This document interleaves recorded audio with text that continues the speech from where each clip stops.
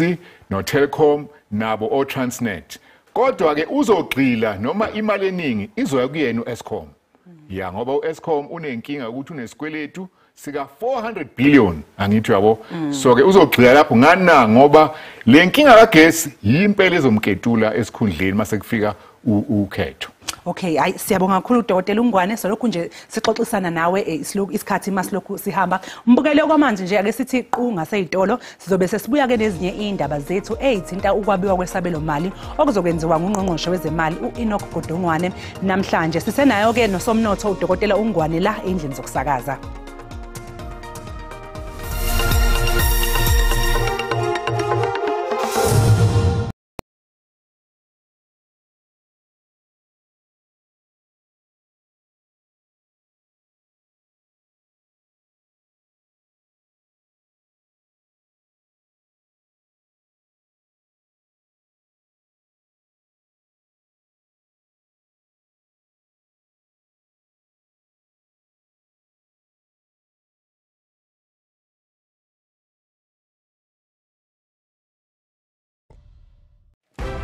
What's topical, South Africa?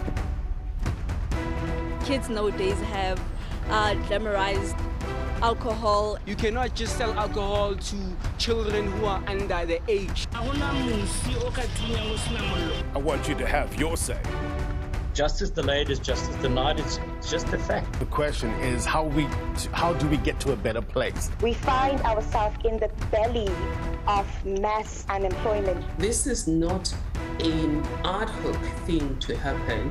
I'll bring in the experts and get you the answers.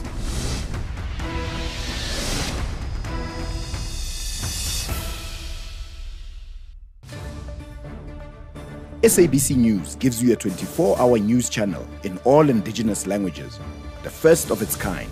Kanale e fitlhelwang mo DTT e tla go neela dikgang ka lolweme lwa gago. I-DTT izokuhlinzeka ngazo zonke izindaba ihora nehora En rechtstreeks verrigtinge vanaf die parlement in jou taal uitsaai. Indaba ze-SABC, ilizwi lakho zizimele azinamkhethe. Catch the channel on DTT and SABC Plus. SABC News, independent, impartial. Suicide is obviously a response to an overwhelming situation for most people, whether they're young or old. So I think it's mostly caused by the depression. They don't want to accept the reality, and mostly they don't really understand. So at the end of the day, they believe that ending your life is the only solution. She was my only daughter. Why come by here?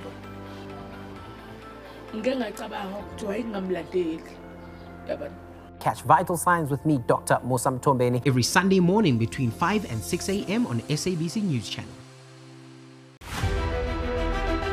SABC News, Bloemfontein. Aphumelele Mhlalane for SABC News. Ishmael Mudiba, SABC News, Baines Plain. SABC News, Bloemfontein City Hall. Kamogelo Sekwi, SABC News, Neville Hill, Bloemfontein. This is where our stories happen. These are the faces and voices of the Free State. Telling stories that reflect our diverse society and the times in which we live. We bring you all the news and perspectives from the seat of the Supreme Court of Appeal.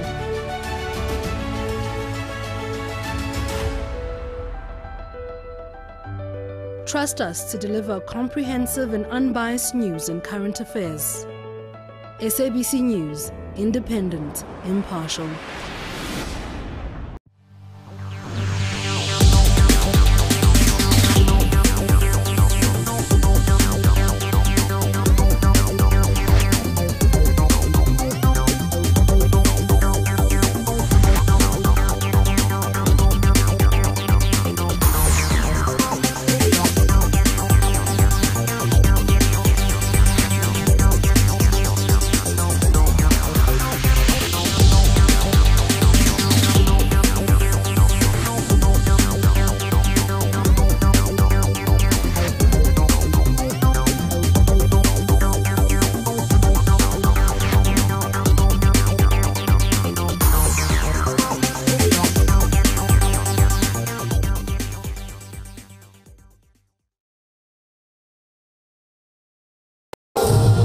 siphinde sikamukele mbukeli lapha ku DTT osukwini olukhethekile lapho ungqongqoshe uInogodongwane ezobe ethula khona Isabelo Mali sikazwelonke.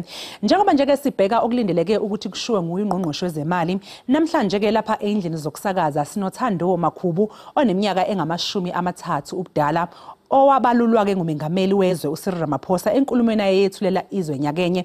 Wathi wahlomula kakhulu ngesibonelelo esivela kuhulumeni waze wakwazi ngisho nokuyivulela ibhizinisi lakhe lika ice cream. Thando, sikubingelele sikamukele indaba zasemini. Yebo sawona njani mqa? Hayi siyaphila, sibonga kakhulu ngesikhathi sakho. Ake ngiqale nje ngombuzo wokuqala ngaze ngiye kweminye kuqala. Kuthiwa wavula ibhizinisi lika ice cream ngo-350. No. So into engifuna ukuyazi ukuthi walivula ngo-350 noma mhlawumbe wawulokhu ubeka labo 350 beqongelelana then emva kwesikhashana usuyavula. So into ebeyenzeka professionally ngenza impahla me fashion designer and then ngabona ukuthi fashion inomsebenzi omningi ngachifta ngaya ku photography and then photography iyo vele ebekade ngisebenza kuyo kakhulu and then kwafika iCovid kwenzeka ukuthi umsebenzi okukho and then I was forced ukuthi ngiapplyele i350 and then ngenhlanhla I was approved yabo and then ngasave ama 350 i2 yabo and then abantu abangaziyo bayazi ukuthi ngithanda ukudla kune app ebizwa iPinterest ngabona ice cream enhle and I'm like ayangikazi ngiyibone la ice cream le yabo lana eSouth Africa especially eSoweto. So I was like ukuthi ngizame sibone ukuthi kuzoyenzakalani and then ke ngathatha leyo mali leyo ngaya ezitoro ngayothenga ama ingredients engiwathandayo engiwathembayo ne and then ngathatha le camera yami lena ebengishutha ngayo ebeyingasasebenzi ngashutha ama products lawa ebeswa createile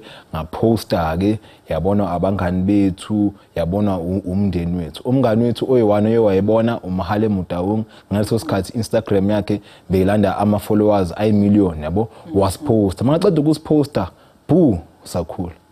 So nomuhale naye kufuneka bonge lapha ekutheni ibhizinisi la thuthuka. Ngiyabona uyisi isikipha sesiqhokile cha muhle wona lo ice cream phela uyahalisa. Hayi shothi noma ngiphuma lapha nje impela sofuneka ngikulandele sambe siyawuthola. So kodwa ke enye into nje basazi ukuthi isimo sinzima lapha eNingizimu Afrika ikakhulukazi ke ngendaba yogesi. Njengamanje lihamba kanjani ibhizinisi lakho kusukela walivula? Ibhizinisi lihamba kahle liyakhula ezingishilo vele umhalo usincedile sibonile ukuthi isocial media itool encedayo ngempela liyaphusha lona mara manje ngithi uyazi ukuthi sinenkinga yogesi yabo and manje ugesi uyinkinga ngenhlanhla bese siyithengile thina igenerator but igenerator uyazi ayisebenzi yodwa idinga petrol and upetrol wethu uyazi unama levy, it's very expensive. So inkinga esibhekana nayo yiyo leyo ukuthi mele manje siloku sifida igenerator ukuthi sizame ukuthi simaintain istoko sethu ngoba asikwazi uku-afford ukuthi sibe ne-stock loss. Ngoba phela mangabeke iqandisi ngasabani u-ice cream yancibilika ulahlekelwa imali. So vele uyaphoqeleka ukuthi uthathe enye imali bese uthenga wona lo diesel futhi nawo lo petrol obizayo. So namhlanje ke njengoba nje ke ungqongqoshe ezobethula inkulumo yesabelo mali ikuphi kosomabhizinisi abasafufusa njengawe ikuphi onongathanda ukuzwa umengameli ekusho? Mina ngingathanda ukuthi umongameli alungise indaba ye load shedding and then mangabe imnika inkinga athole ezinye izindlela ezokuthi sithole amandla ipower ngoba ilimaza abantu abaningi. Yes generators nayo mara akusho ukuthi izinto zihamba kahle uyangaunderstand. So akulungiswe i load shedding kuqala and then akabona ukuthi ama business amancane uwanceda kanjani angathi i-red tape uyayisusa angakhulumi kahle mara angayenzi akakhulumi ayenze. So i-red tape uyisusa kanjani si-applya kanjani usinceda kanjani understand. Wena nje njengosomabhizinisi ke kusukela manje njengoba usulapho khona ngebhizinisi lakho ukuze lithuthuke ibhizinisi lakho umuhlezi na ucabanga usekhaya ukuthi makungenzeka ukuthi nje yazi ibhizinisi lami ngahamba kahle ngaphandle kwalokho kagesi yikuphi mhlawumbe okudingayo ukuze ibhizinisi lakho liqhubekele phambili? So thina into esingayijabulela ukuthi sithole imali eyograna ibusiness ezingishilo akususwe i-red tape ngoba ngizinto eziningi understand and then two sithole indawo eyokusebenzela ezwazi we operate from HRD eSoweto eJabulani RDP house mase kunamakhasimende amaningi ispace asibi khona so singajabulela ispace esokusebenza nayo leyo mali ezosinceda ukuthi isiphushe sikhule ngoba manje sifuna ukuba nationwide. yabo.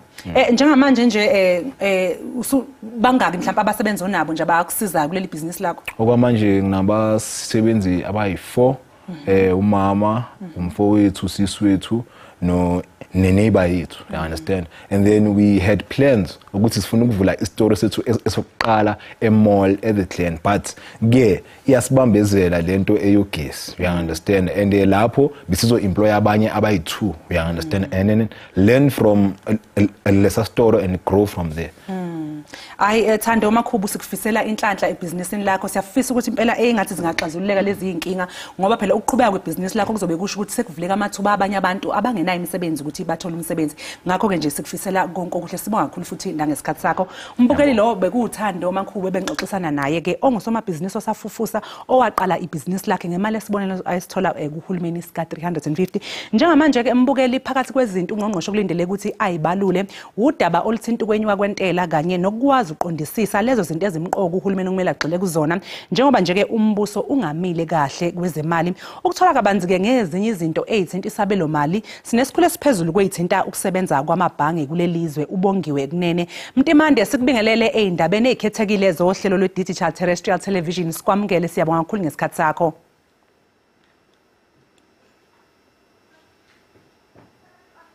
Mhlonishwa, ngokwesimo sentela yezwe ingabe ungqongqoshe kuzolindeleka ukuthi ayenyusa intela?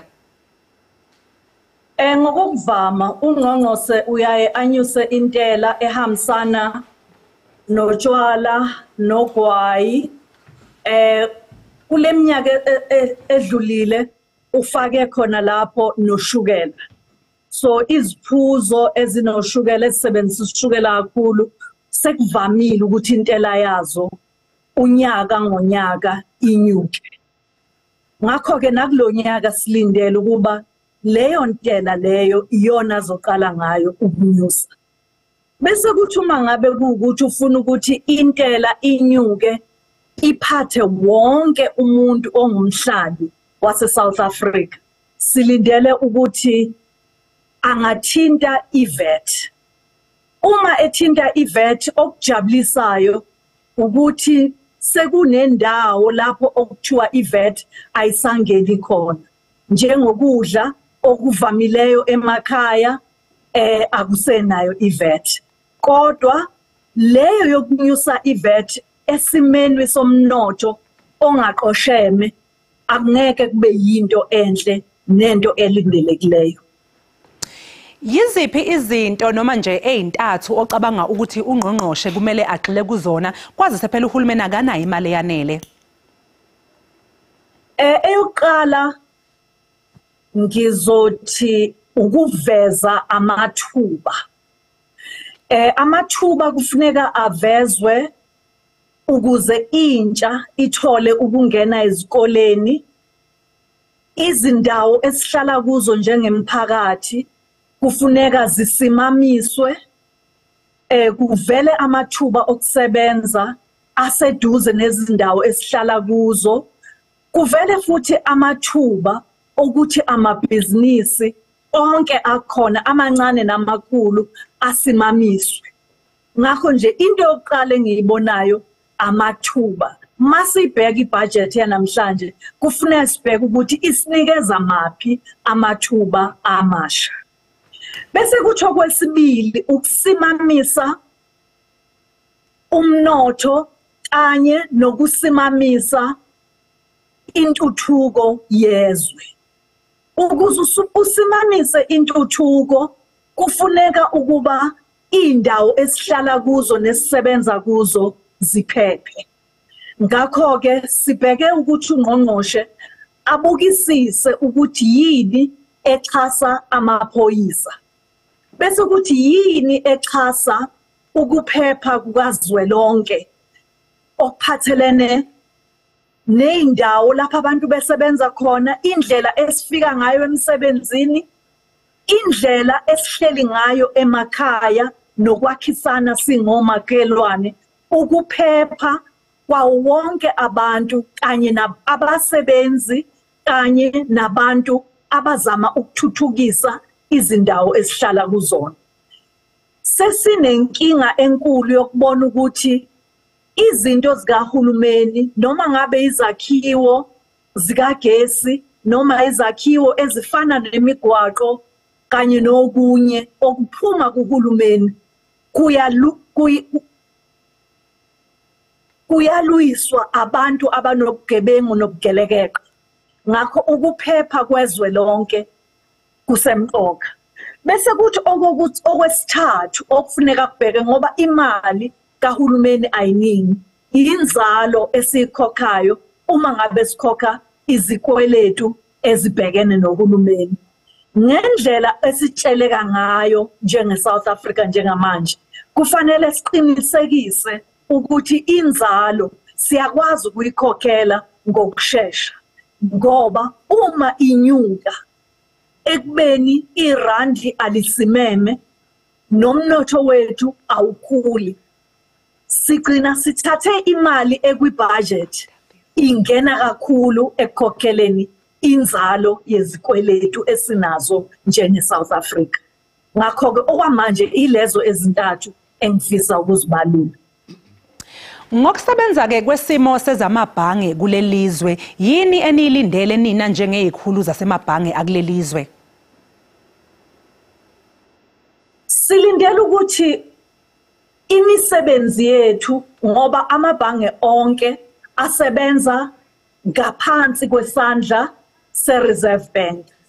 Aphinde futhi aqophisane, ibhange liqophisane nelinye, kodwa lokho kuqophisana akupheleli eSouth Africa. Kuze kufake namabhange aphesheya nakwamanye amazwe. Silindele ukuthi isimo mgomo esisebenza ngaphansi kwaso sibeke esimeni sokuthi uma siqophisana njengamabhange sizokwazi ukuthi simelane nalabo abangaphandle kweSouth Africa. Sibonge kakhulu lowo-ke bekuyisikhulu esiphezulu sezamabhange kulelizwe uBongiwe Kunene ebesinkankanya naye udaba oluthinta Isabelo Mali esobe sethulwa ungqongqoshe wezemali kulelizwe uEnoch Godongwane. Sibonge kakhulu. Phakathi-ke kwezinye zezinto ezikhungethe izwe inkinga yegesi elokhu sikhulume njalo ngayo inkinga yogesi, izwe-ke njengamanje lihlele bumnyameni njengoba sikhungethwe yi-load shedding. Now, to deal more effectively and urgently with the challenges that confront us, I will appoint a Minister of Electricity in the presidency to assume full responsibility for overseeing all aspects of the electricity crisis response. You better listen, including the work of the National Energy Crisis Committee. Now, the minister will focus full-time on the work with the ESCOM board and the management on ending load shedding and ensuring that the energy action plan is implemented without delay. Iso lesimemezelo esenziwa umengameli wezwe ngesonto eledlule khuluma ngokuqoka kaNgqongqoshe wezogesi ozosebenza ehhovisi lakhe. Umengameli wezwe wathi lesi sinqumo esimqoko kumele nakanjani asithathe ukuze izwe liphume kule nkinga ebhekene nalo. Akagcinanga lapho umengameli wezwe kodwa wagcina ehlonza inkinga yogesi njengenhlekelele ebhekene nezwe. Umengameli uCyril Ramaphosa watshela amalungu eParliament kanye nezwe lonke ukuthi ungqongqoshe wezogesi uzohola ikomiti okuyilona eliqokela ukuthi libhekane nalenkinga yezamandla khona eNingizimu Afrika. Lo ngqongqoshe uzobe ebhekene ngqo futhi agxile kule nkinga esebenzisana naneziphathimandla kanye nebhodi le-ESCOM.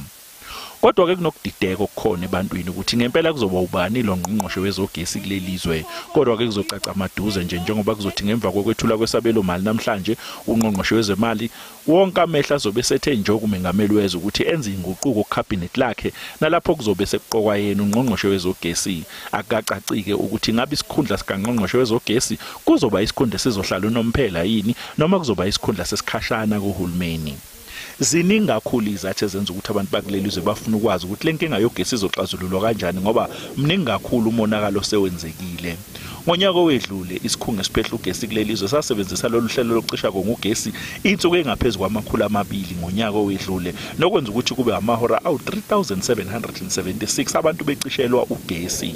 Ngonyaka owedlule umnotho wakulelizwe walahlekelwa imali u179 billion wamarandi. Selokhu yaqala load shedding umnotho wakulelizwe usulahlekelwe imali engu500 billion wamarandi. NginguCalvin wakwadludla la ohlolweni lwethu olusha lwezokusakaza i-digital terrestrial television phecelezi i-DTT. Phakathi ke kwezinye zezinto ezibhekwe ngabomvu uma ngabe ungqongqoshe wezemali esethula Isabelo Mali udaba oluthinta inkinga yogesi ekhungethe izwe. Njengamanje ke ngohlelo lweZoom sixhumano Dr. uNombeko Mbava ongusomnotho. Dr. sikubingelele sikamukele indabeni zethu i-digital terrestrial television i-DTT. Ngiyabonga kakhulu msakazi. Sibonge kakhulu Dr. ngesikhathi sakho. Njengoba nje kuzokethulwa Isabelo Mali nje namhlanje izwe libhekene nenkinga enkulu yogesi yini esingayilindela kungqongqoshe? Ekulindela kungqongqoshe namhlanje ukuthi wayesithembisile ukuthi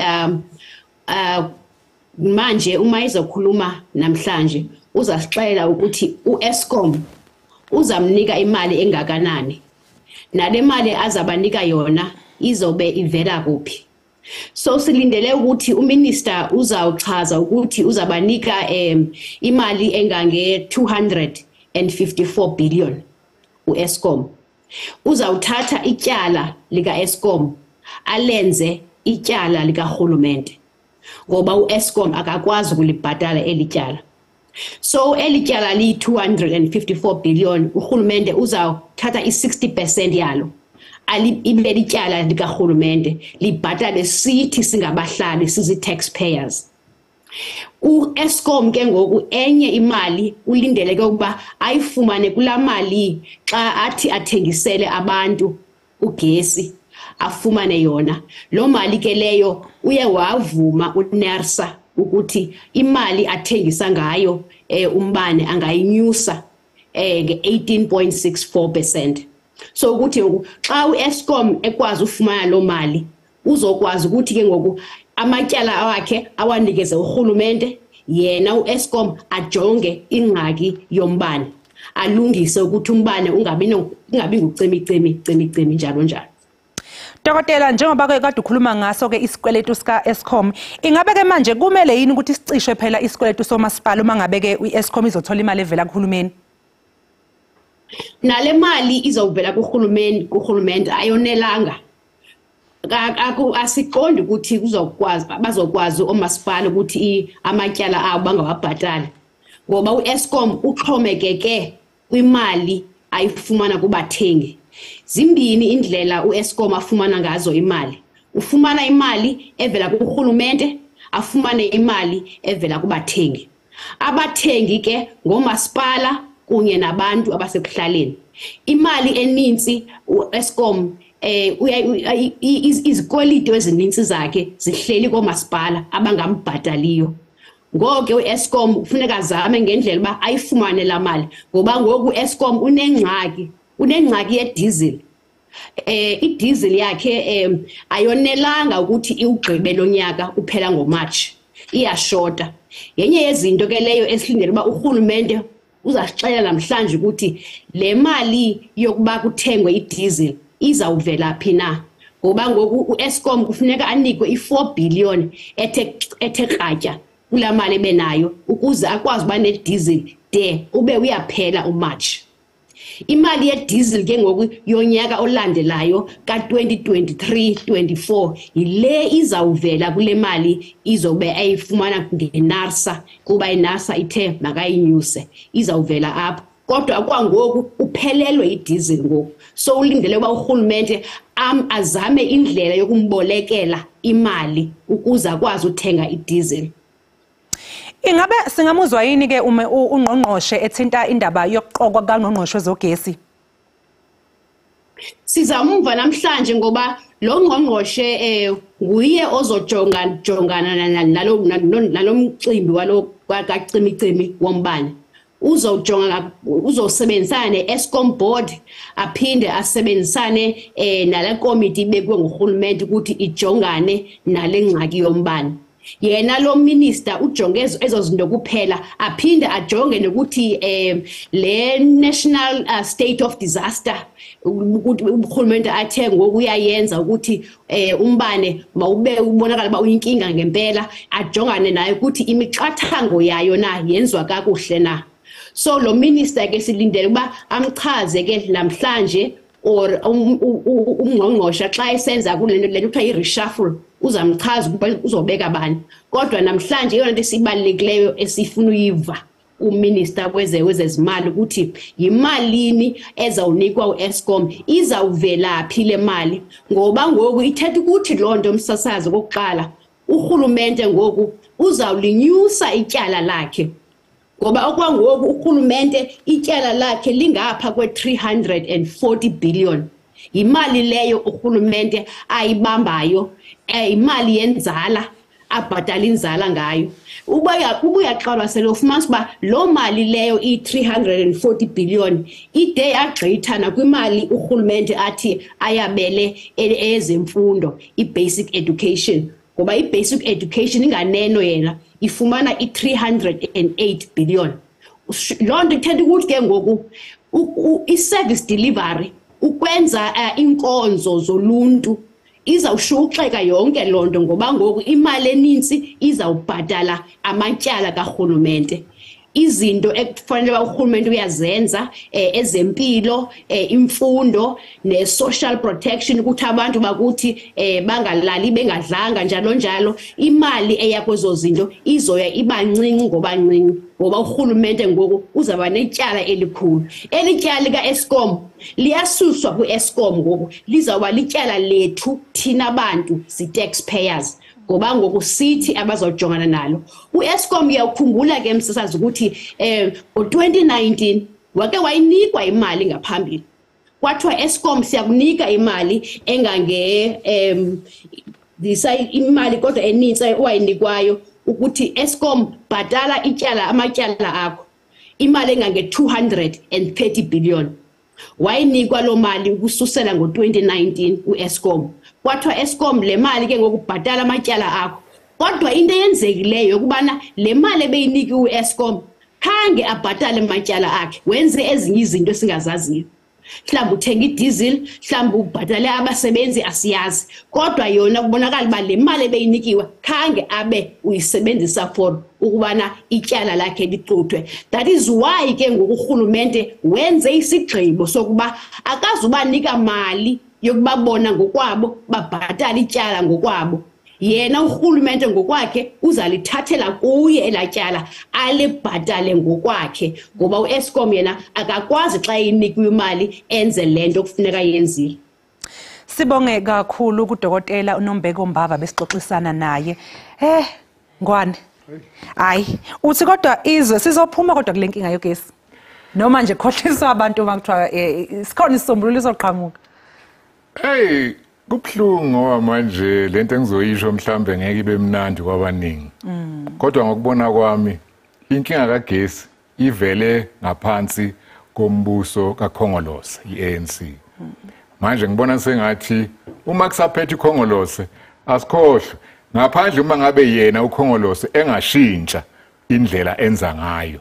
Njoba wazi nawe sisinoxolo ukuthi angithi uyachaza udokotela ukuthi imali lapha kuEskom yehla ngomlenze. Uhulumeni uyayifaka imali iyadliwa imali. Angithi yabo futhi idliwa izinkokheli eziningi ezikhona lapha kuANC. Okusho ukuthi ke nalabo abaphethe abangadli imali bayahluleka ukugada le mali ukuthi ingadliwa. Bayahluleka nokuphatha ngendlela. Kusho ukuthi ke indaba iphezulu kumphathi wethu uhulumeni kaANC. Udokotela uphinde waphatha enye olunye udaba lweNERSA le abathola kuyo imvume yokuthi izokhuphuka kamanani kagesi lo esukhokhayo. Abantu bayakhona ndaba ukuthi hawu ngingathi ngingenagesi ngiphinde futhi kodwa izokhushulwa imali yokuthi ngikhokhela ugesi ngikhokhela into engekho. Uthini wakho umbono kuloko? Lokho kuyatshengisa ukuthi ikhanda lazi ukuthi liyapi nomzimba awazi ukuthi uyapi ngoba lento ayihlangani ngeke unyuse inani likagesi kodwa abantu ube ungabaniki ugesi. Kunento ekhulunywe umphathi wezentela weSARS wathi eNingizimu Afrika sikhokha kabili ngoba manje ngokungabi isibonelo ngokungakubikho kwamaphoyisa abanemali bazoqasha iprivate security ngokuthi ibhedlela zethu namaklinik akusebenzi kahle abanemadlana baya kuphi ku medical aid kusho nje thina lokhu sikhiphile kusho ukuthi ke inkinga inkulu kakhulu ingakho ngithi mhlambe uhlelo kahle kahle lubhekene nohulumeni osiphethe. Umbuzo ngempela mama ukuthi ubani oshaya isiginci eNingizimu Afrika ngoba phela ukhumbula ukuthi uhulumeni weKhongolose uhulumeni wenkululeko wangena ngezwi labantu ukuthi aphakamise impilo yethu aqede ubandlululo aqede nobandlululo kwezezimali nasemnothweni kodwa umnotho siyabona uyaqhubeka uphethwe yidlanzana kusho ukuthi ke uhulumeni wethu uyahluleka kufanele mhlambe ukuthi ke akhishwe noma ashintshe indlela ahamba ngayo. Yebo, hayi ke babungwane sizophinde nje futhi ke siqhubeke nenkulumo yethu hayi kunzima ngempela. Okwamanje umbukela ke siphinde ke siqhu ezitolo sizobuya emva komzuzwana.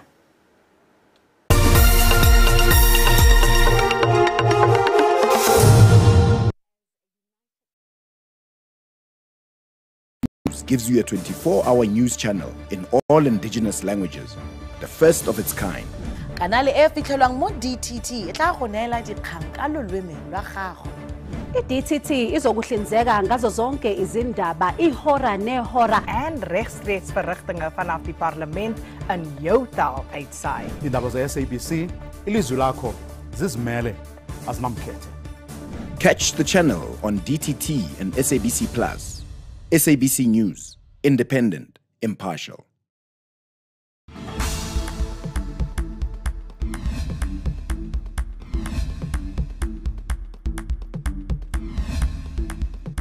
We have been invited to the much anticipated listening session for some good music. Let's go and enjoy the rest of this island. And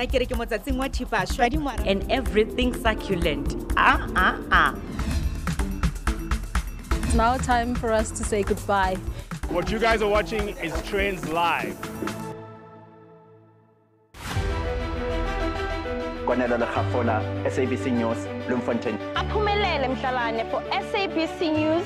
Ismail Mudiba, SABC News, Baines Plain. SABC News, Bloemfontein City Hall. Kamogelo Sekwi, SABC News, Neville Hill, Bloemfontein. This is where our stories happen. These are the faces and voices of the Free State. Telling stories that reflect our diverse society and the times in which we live. We bring you all the news and perspectives from the seat of the Supreme Court of Appeal.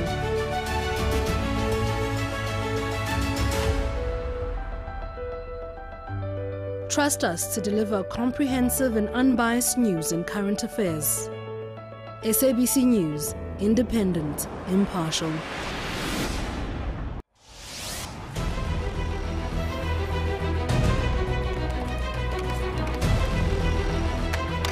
SABC News, hello.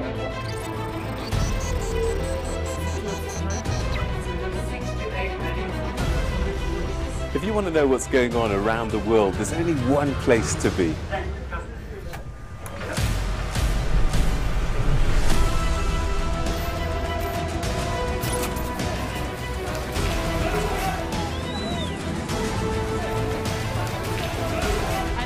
Investors are going to be looking out for various key metrics which credit rating agencies find interesting as well.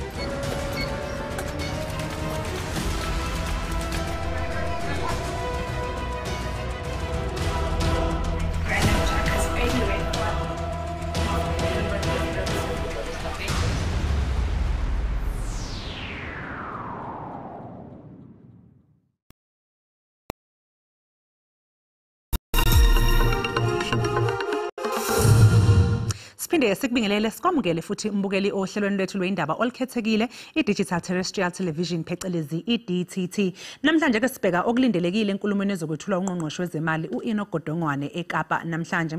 Ukuthola kabanzi ke ngesimo esezinto eKapa sixhumana nentatheli yeindaba ze-SABC uBulelani Philip. Bulelani sikubingelele endabeni zasemini. Sicela nje usichazele ukuthi kwenzakalani njengamanje lapho eKapa.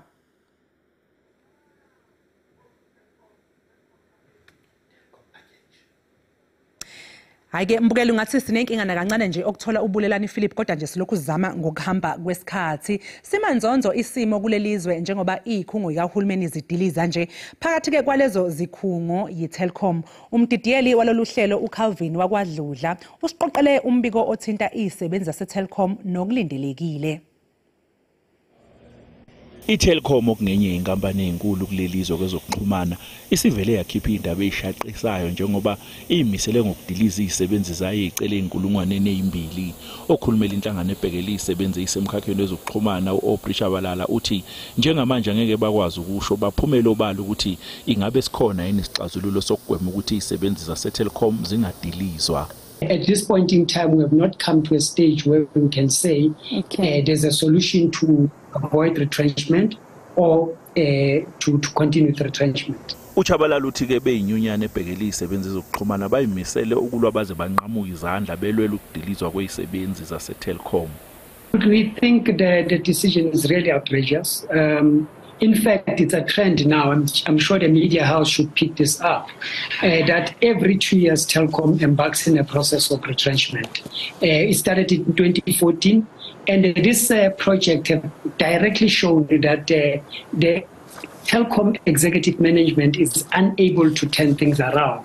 In fact, Sipamaseko strategy has always been the disposal of company properties and cutting of jobs, and therefore making what we call an artificial profit in the process. And that on its own has now shrunk Telkom from one of being the giant in the telecom sector to just be one of those. I'm talking in Africa. Now it's just one of the telecom sectors in South Africa, not even making a significant impact according to its competitors. Uchabalala uthi lesikhungo besilokhu senyukela zikweletu egcine ihamba kumabhiliyoni amarandi ngesikhathi kusaphethe uSipho Maseko. uObrishabalala uthi ke iTelkom ibeka izaba nje ngokudilizwa kwezisebenzi kanti nalezi zinto abayibekayo izinto nje ezindalo sekunesikhathi beyibala uma bediliza. Uthi bayimisela ukuthi baxhumane neTelkom ukuze kuzobhonga lesinyathelo sayo sokudiliza izisebenzi kodwa ke bazolinda iCCMA ukuthi bahlinzeke ngosuku okuyilona bazohlangana ngalo bazobhonga ngalolu daba. Okhulumela ke iCWU Shabalala uthi nalesikhulu esiphezulu esikhona eTelkom besethembisa sisaqala umsebenzi kodwa manje kubonakala ukuthi siyafana ncamashina lesikhulu esesashiya njengoba kudilizwa izisebenzi nje. Ikusasa leningi lezisebenzi zaseTelkom lilele ezandleni kaNgqongqoshe wezemali uGodongwane uma ngabe sememezela Isabelo Mali sonyaka namhlanje. Uma ngabe ingekho ke indlela ihhovisi likaMgcini Mafa elingangenelela ngayo kulenkinga ebhekene neTelkom miningi imizwa okuzalala kuyona ikati eziko kanti nesibalo sabantu abangasebenzi kulelizwe sokuqhubeka nokwenyuka njengoba sivele siphezulu nje. uObrishabalala uthi ke eminyakeni eyishumi ukusuka manje kuzophela nya ngeTelkom eyayaziwa njengesikhondla sezokuxhumana kulelizwe. Kunembiko ke ethi iTelkom ixoxisana nenye inkampani ezokuxhumana iMTN ukuze ithenge akwaziwa ukuthi uma ngabe lesivumelano sokuthengiselana phakathi kweMTN kanye neTelkom sigcina senzekile ingabe izokwazi yini ukusinda lenqoba yemsebenzi engase ilahleke.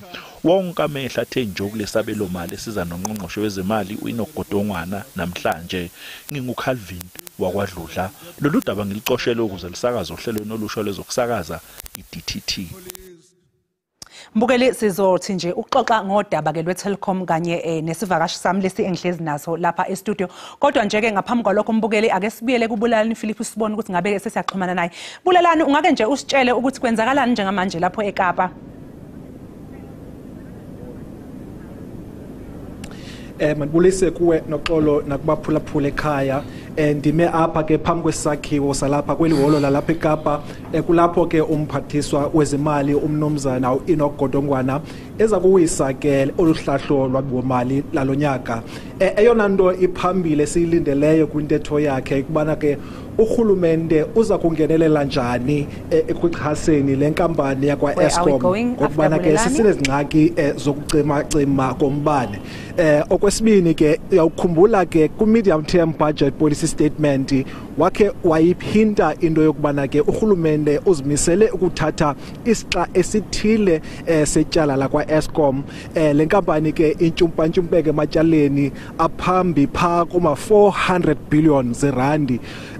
Xa losithetha ngalo ke inoba uhulumende ufuna ke uyixhasa le nkampani ngokuthi ke athathe ke igcuntswana lolu tyala ke libe ngaphansi kohulumende ukuze ke uEskom akwazi ke ukusebenzisa imali anayo ukuze akhe okanye aphucule ke ezizakhiwo okanye ke ezizikhululo zokuphehlwa kombane. Ngeyona nto ke ebalulekileyo eza kuba ijongiwe namhlanje. Okwesibini noxolo enye into amaqela opolitiko ayilindeleyo ukubana ke uhulumende uza kubhengeza what plan of action ukuze kuxhaswe inkampani ezikhasayo ngokuba zona zihleli njena zithwaxwa ile ngxaki ye-load shedding ingakumbi ezingamashishini amancinci ezinye ke sezide zavalwa.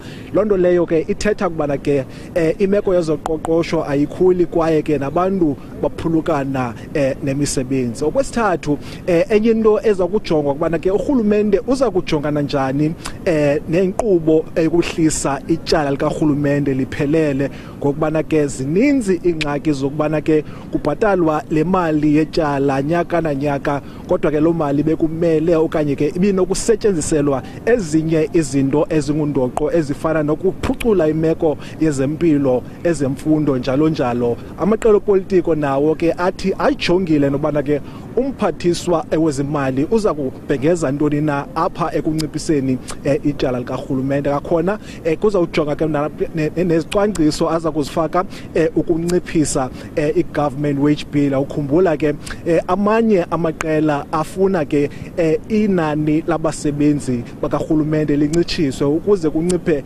le government wage bill ukuze urhulumente abe nayo imali yokuyisebenzisa ke ukuphucula izinto ezifana nezempilo nezemfundo. Noxolo. Sibonge kakhulu lo bekubulelani Philippo intatheli indaba ze-SABC besixoxa naye ngesimo nje sezinto eKapa njengamanje njengoba nje ungqongqoshe wezemali unogodongwane ezokwethula ke Isabelo Mali sikazwelonke namhlanje. Siyabonga kakhulu ke Dr. uTrevor Ngwane ngokuthi uhlale nathi namhlanje. Udokotela ke hayi uyingcilapho sochopho ke yakhona laphana ke eNyuvesi yaseGoli.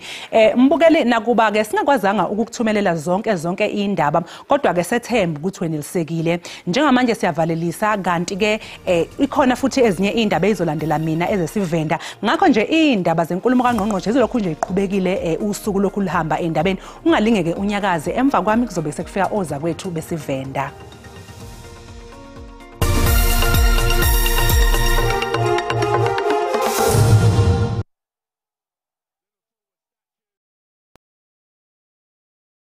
That is enforced by the Broadcasting Complaints Commission of South Africa. Under the code, we are committed to broadcasting news that is accurate, comment that is fair, and programming that is not harmful to children, does not amount to hate speech, and contains no gratuitous violence or explicit sex. If you think we are not living up to that code, you may inform the Broadcasting Complaints Commission of South Africa. Direct any complaint to P.O. Box 412365, Craig Hall 2024, or send a fax to 011-326-3198 or email to bccsa@nabsa.co.za. For more information, please visit www.bccsa.co.za.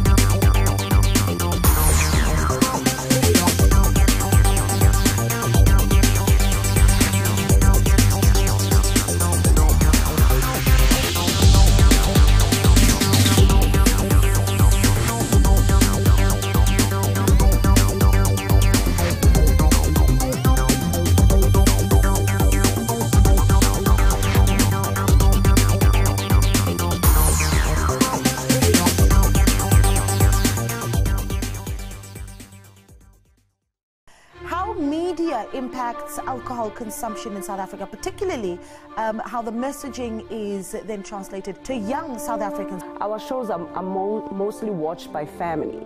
So it is a conversation that has to be done also with the people who give the money to the writing of those stories. Well, in advertising itself, particularly, the way in which alcohol is presented in our society is that it's part of having a good time. As Amapungane were investigating in South Africa, Namibian journalists were also looking into the story of the Phala Phala farm theft. Is it a political ploy to stop President Ramaphosa from getting a second term? Or is this president a flawed character? It's really important to sift through the facts and to really verify. Watch Media and Society, Sundays, 9 a.m. with me, Naledi Muleo, on the SABC News channel.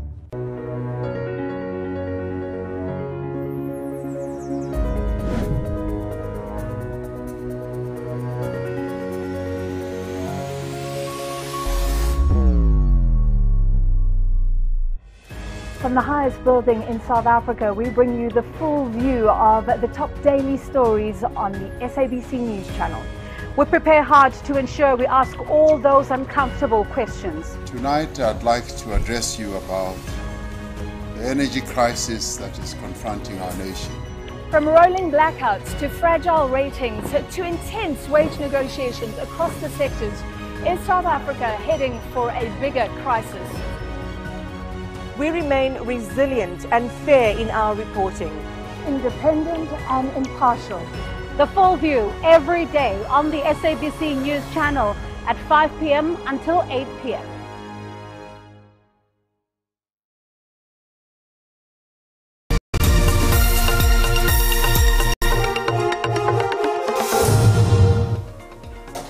Minista wa Mosha Gwama bo Inoko Godongwana boli bana na mushumo muhulu wa ulenganyisa mutsiko wa mashumisera mashereni muso na nyaruo ya fasi economica mugaganya Gwama wabo na musi.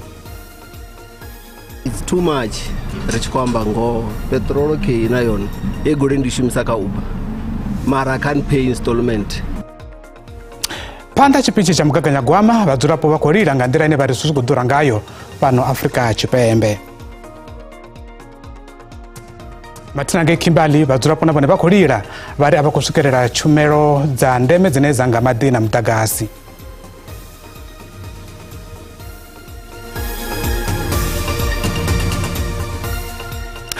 Dimasi yari riko watanganeza kama fungu achivenda ka channel yashu ya DTT na musi nga dubaline ya koto divazo mkaganya Gwama.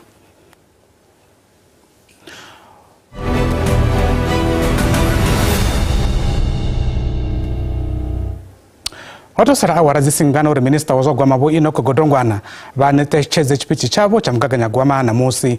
Minista bo Inoko Godongwana boli bana na mushumo muhulu wa ulenganyisa mutsiko wa mashumisera mashireni musu na nyaruo ya fasi ya ekonomi zinaweza kondani songa chimo cha usimo wa mdagasi ngabuponga useri sana. Zazunori kwa mana na ramapungo washu uvange paramendeni ani aba Bulelani Philip. Bulelani, good day and welcome. Please take us through what is happening before the budget speech. Yeah, well, good afternoon to you and a warm welcome to here at the Cape Town City Hall, which is where the Finance Minister will deliver the budget this afternoon. Of course, there is quite a lot of political expectations from the Finance Minister's budget speech, particularly around how government is going to assist ESCOM. For more reaction now, let's talk to Voter Vessels from the FF+. Mr. Vessels, firstly, good afternoon and thank you so much for joining us. If you were the Finance Minister, what would be your priority for this afternoon's budget speech? I think firstly, we can't afford any increases in taxes. We rather need tax relief to enable the economy to grow. We need incentives, tax rebates to individuals, households and also to businesses to enable them to their transition to renewable energy, to also address the energy crisis. And we cannot afford even R1 to be appropriated to failed state-owned entities such as the South African Airways and the South African Post Office. We now need structural reforms with regards to those state-owned entities. They need to be privatized. They can't be a burden for the taxpayers at this stage. Now, there's been talk that government wants to take on a portion of Eskom's debt. As the FF Plus, do you support that move? Well, they don't have any option at this stage. And as hot as it is here in Cape Town today, that is the position that the finance minister and government is in with regards to Eskom's debt in particular. You have to save the economy by keeping the electricity on and solving the electricity crisis, and then you need a functioning Eskom in the short term. The long term, we need decentralization of Eskom, unbundling. We need to completely privatize the electricity supply network in South Africa to save us in the long term. But in the short term, we need Eskom to keep the lights on. So there will need to be some of the debt that will have to be absorbed by government. But the problem is we'll have to have the correct trade-offs now. And then the budget can't afford any luxuries. We can't afford to appropriate any money to luxury departments and to unnecessary expenditure, especially on, for instance, VIP protection of ministers. Even the minister that was announced by President Ramaphosa during his State of the Nation address is counterproductive, because that increases the size of cabinet. It creates more staff members that will have to be paid. So we're increasing the salary wage bill of government, and that is what we don't need. If we have to take on the debt of Eskom, we need trade-offs. We can't increase the size of cabinet. We need to lessen the burden on the state and the burden on taxpayers at the end of the day. Lastly, I mean, there's been the declaration of the national state of disaster. In your prediction or expectation, do you expect them to fund it through an appropriation, or whether should it be a reprioritization from the other government departments? How do you anticipate that the finance minister will undergo and deal with this matter? Well, there's very little movement within the appropriation bill. If you look at the fact that we don't actually have contingent liabilities, there's no budget for that. So it will have to be reprioritization from other departments, and once again trade-offs to go and see what is unnecessary expenditure in certain departments, take that money and reprioritize it to address the energy crisis and also the other disasters which we are facing. We are still facing droughts, we are still facing floods, and there's also disaster funding that's needed for that. All right, thank you so much. Voter Vessels from the FF Plus, of course, raising some concerns around how the finance minister should actually cut the pie. On that note, we'll cross back to you guys in studio. Vulelani redivu wa matina ndira mapungu washu vulelani Philip uvangi paramendeni achikofara nyambezano na bango ba mahoro wa politiki ufanda berero zavo zineza kukwama chipichi cha mugaganya gwama zone zino kama siari uneba kusumbeza mapungwana kukwama taito za mdagasi katina uri usongo chashu miseswa mashireni zuru saka uengezo wa cabinet kati na kamingwe mishumo. Matina zino ri na nyambezano na badivi wa ekonomi ndi dokotera bokatu chero sikita kati nabo dokotera azifanirwi ne mushungwa ndi masiari baine banga tamsi cha utoto makabo dokotera sikita ringala berera mini kachipichi cha minister wa gwama zone zino masiari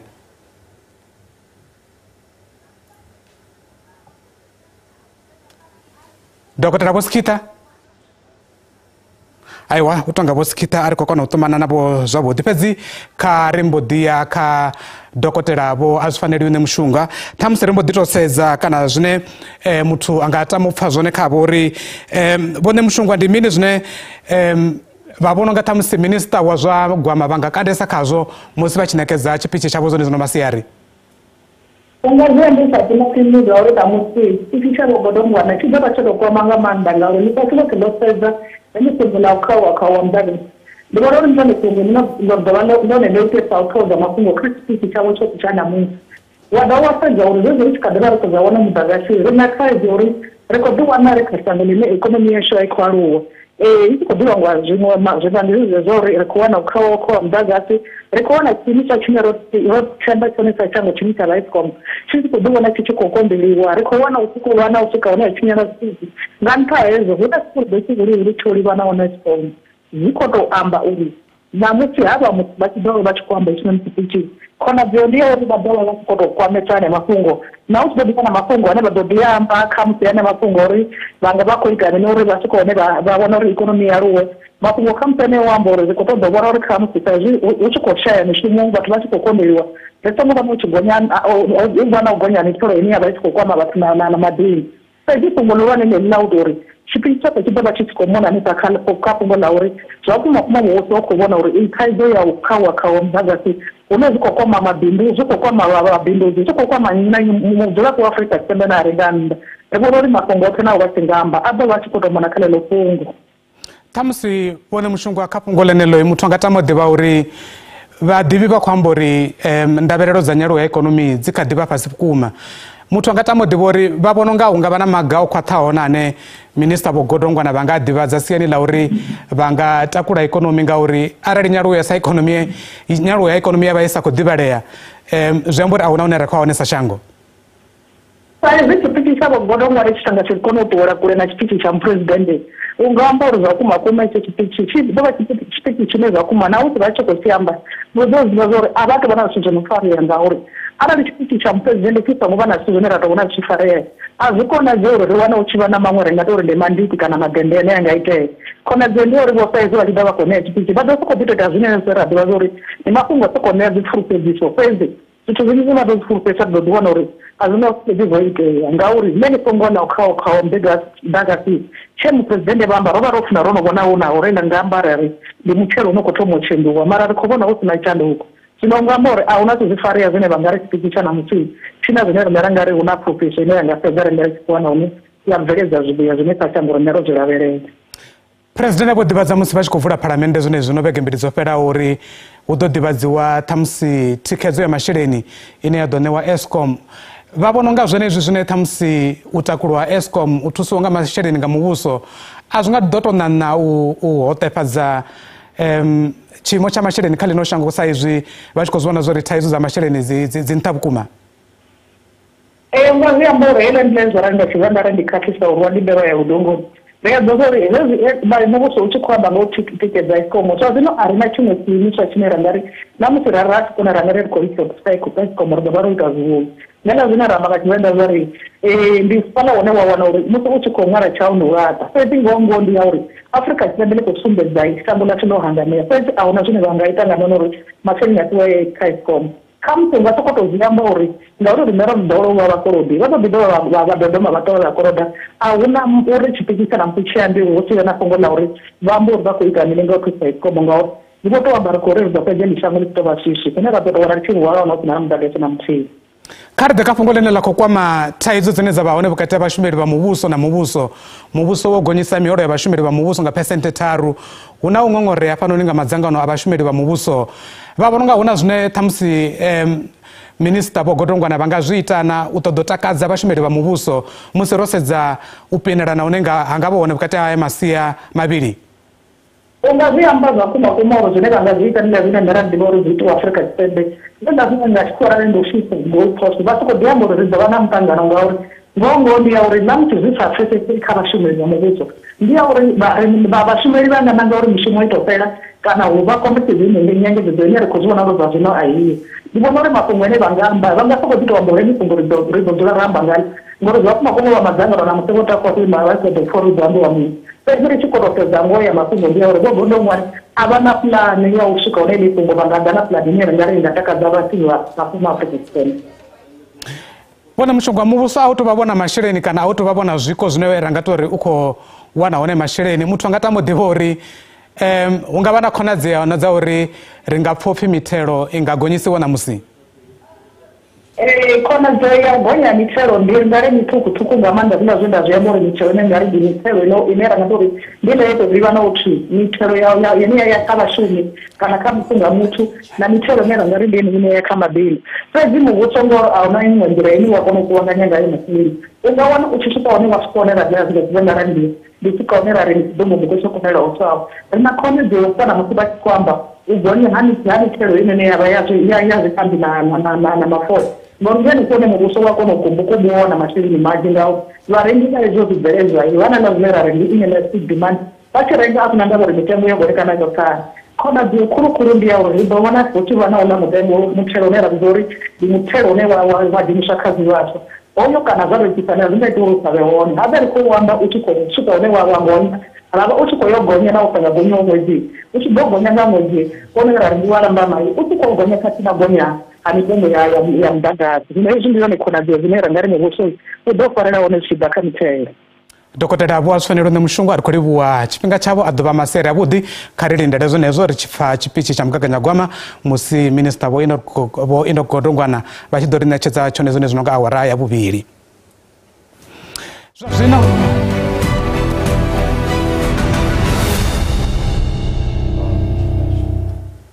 Matinazwo zwino kha ri livhe kha nyambedzano ye mushumisani na rine ane ava Jennifer Matsila ava nayo na vhaṅwe vha vhoramabindu vha ḓoroboni ya Pretoria vhane vha khou vhiledziswa nga u gonya ha mitengo ine ya vha nṱha vhukuma ya zwiḽiwa zwivhaswa u thithisea kushumele kwavho nga vhulwadze ha COVID-19 khathihi na zwa u tsimiwa muḓagasi nga vhupo nga u sielisana. Ndi khou livhuwa mushumisani nga ninge studio zwa zwino ndi hafhanoni Pretoria vha khou dzi fana dzi tshaini ngafho dzi khou lila ngafho murahu ndi kha bindu ḽa u lugiswa ha dzigoloi hangenoni Pretoria ḽine ḽa pfi Auto Service Solution hune ha vha khou lugiswa dzigoloi dzi vha dzi khou vhuya nga maanḓesa. Ro swika hanefha ri khou ḓo pfa uri ndavhelelo dza vhaswa vhane vha vha vharangaphanḓa vha inoni khamphani ndi dzifhio musi ri tshi khou lavhelela u ḓo pfa tshipichi tsha mugaganyagwama na musi wa ṋaṅwaha wa 2023 u bva kha minista wa zwa masheleni Vho Enoch Godongwana. Auto Service Solutions ndi bindu ḽine ḽa vha ḽi khou ita mini? Auto Service Solutions ndi bindu ḽine ḽa vha ḽi khou shuma u lugisa dzigoloi ndi nga ḓi tou no service kana u maintaina goloi. Ndi khou vhona nga hafhanoni tsini yavho hayi vha songo ima vha vhoṱhe nga hafha tsini yavho ima vho nnyi? Haho ndi mushumisani wanga ndi director na ine ndi director so u ḓo ḓi introduce. Nga madzina ndi pfi vho Mr Mavhungu Andani Tshiṱereke ndi shumisana na Vho Mulalo Maudo so ri dzi partner hafha kha Auto Service Solutions. Ri na khaedu ine ra khou livhana nayo nga maanḓesa ri khou sedza zwo zwo khawa muḓagasi zwi khou ḓi bvela phanḓa kha iḽinoni bindu ḽa vheiwa hafhanoni izwo zwi khou vha na masiandoitwa mafhio? Zwi na masiandoitwa manzhi nga maanḓa ngauri arali vha nga sedza riṋe ri shuma nga mitshini hafha so sumbo uri arali muḓagasi wa ṱuwai a ri tsha ḓo kona u shuma mitshini dzigoloi a dzi tsha ḓo kona u ya nṱha dzi tsha ḓo kona u ya fhasi computer dza tshi ḓo vha dzi off. Then tshiṅwe hafhu ndi tsha uri arali muḓagasi wa ṱuwa hafho ndi ra tea u outsourca hone dzi parts a vha nga koni uri supply dzi parts ngori obvious system yavho i ḓa vha i down and then arali rine ra nga vha ri khou dovha ra vhuya hafha kha workshop o sedza futhi zwi dovha zwa ri fha mutsiko uri a ri tsha kona u shuma nga u ṱavhanya. Zwi khou vhonala zwo ri khou shumiwa vhanna vha khou shuma vho dzhena fhasi zwi khou vhonala zwo mushumo khou bvela phanḓa zwavhuḓi fhedziha ndi zwifhio zwine vheiwe na khou tou tama u pfha zwone kha tshipichi tsha mugaganyagwama zwine na vhona u nga ri zwi nga vha zwavhuḓi zwi nga vha na mbuyelo kha vhoramabindu vhaṱuku nga maanḓesa dzi SMME?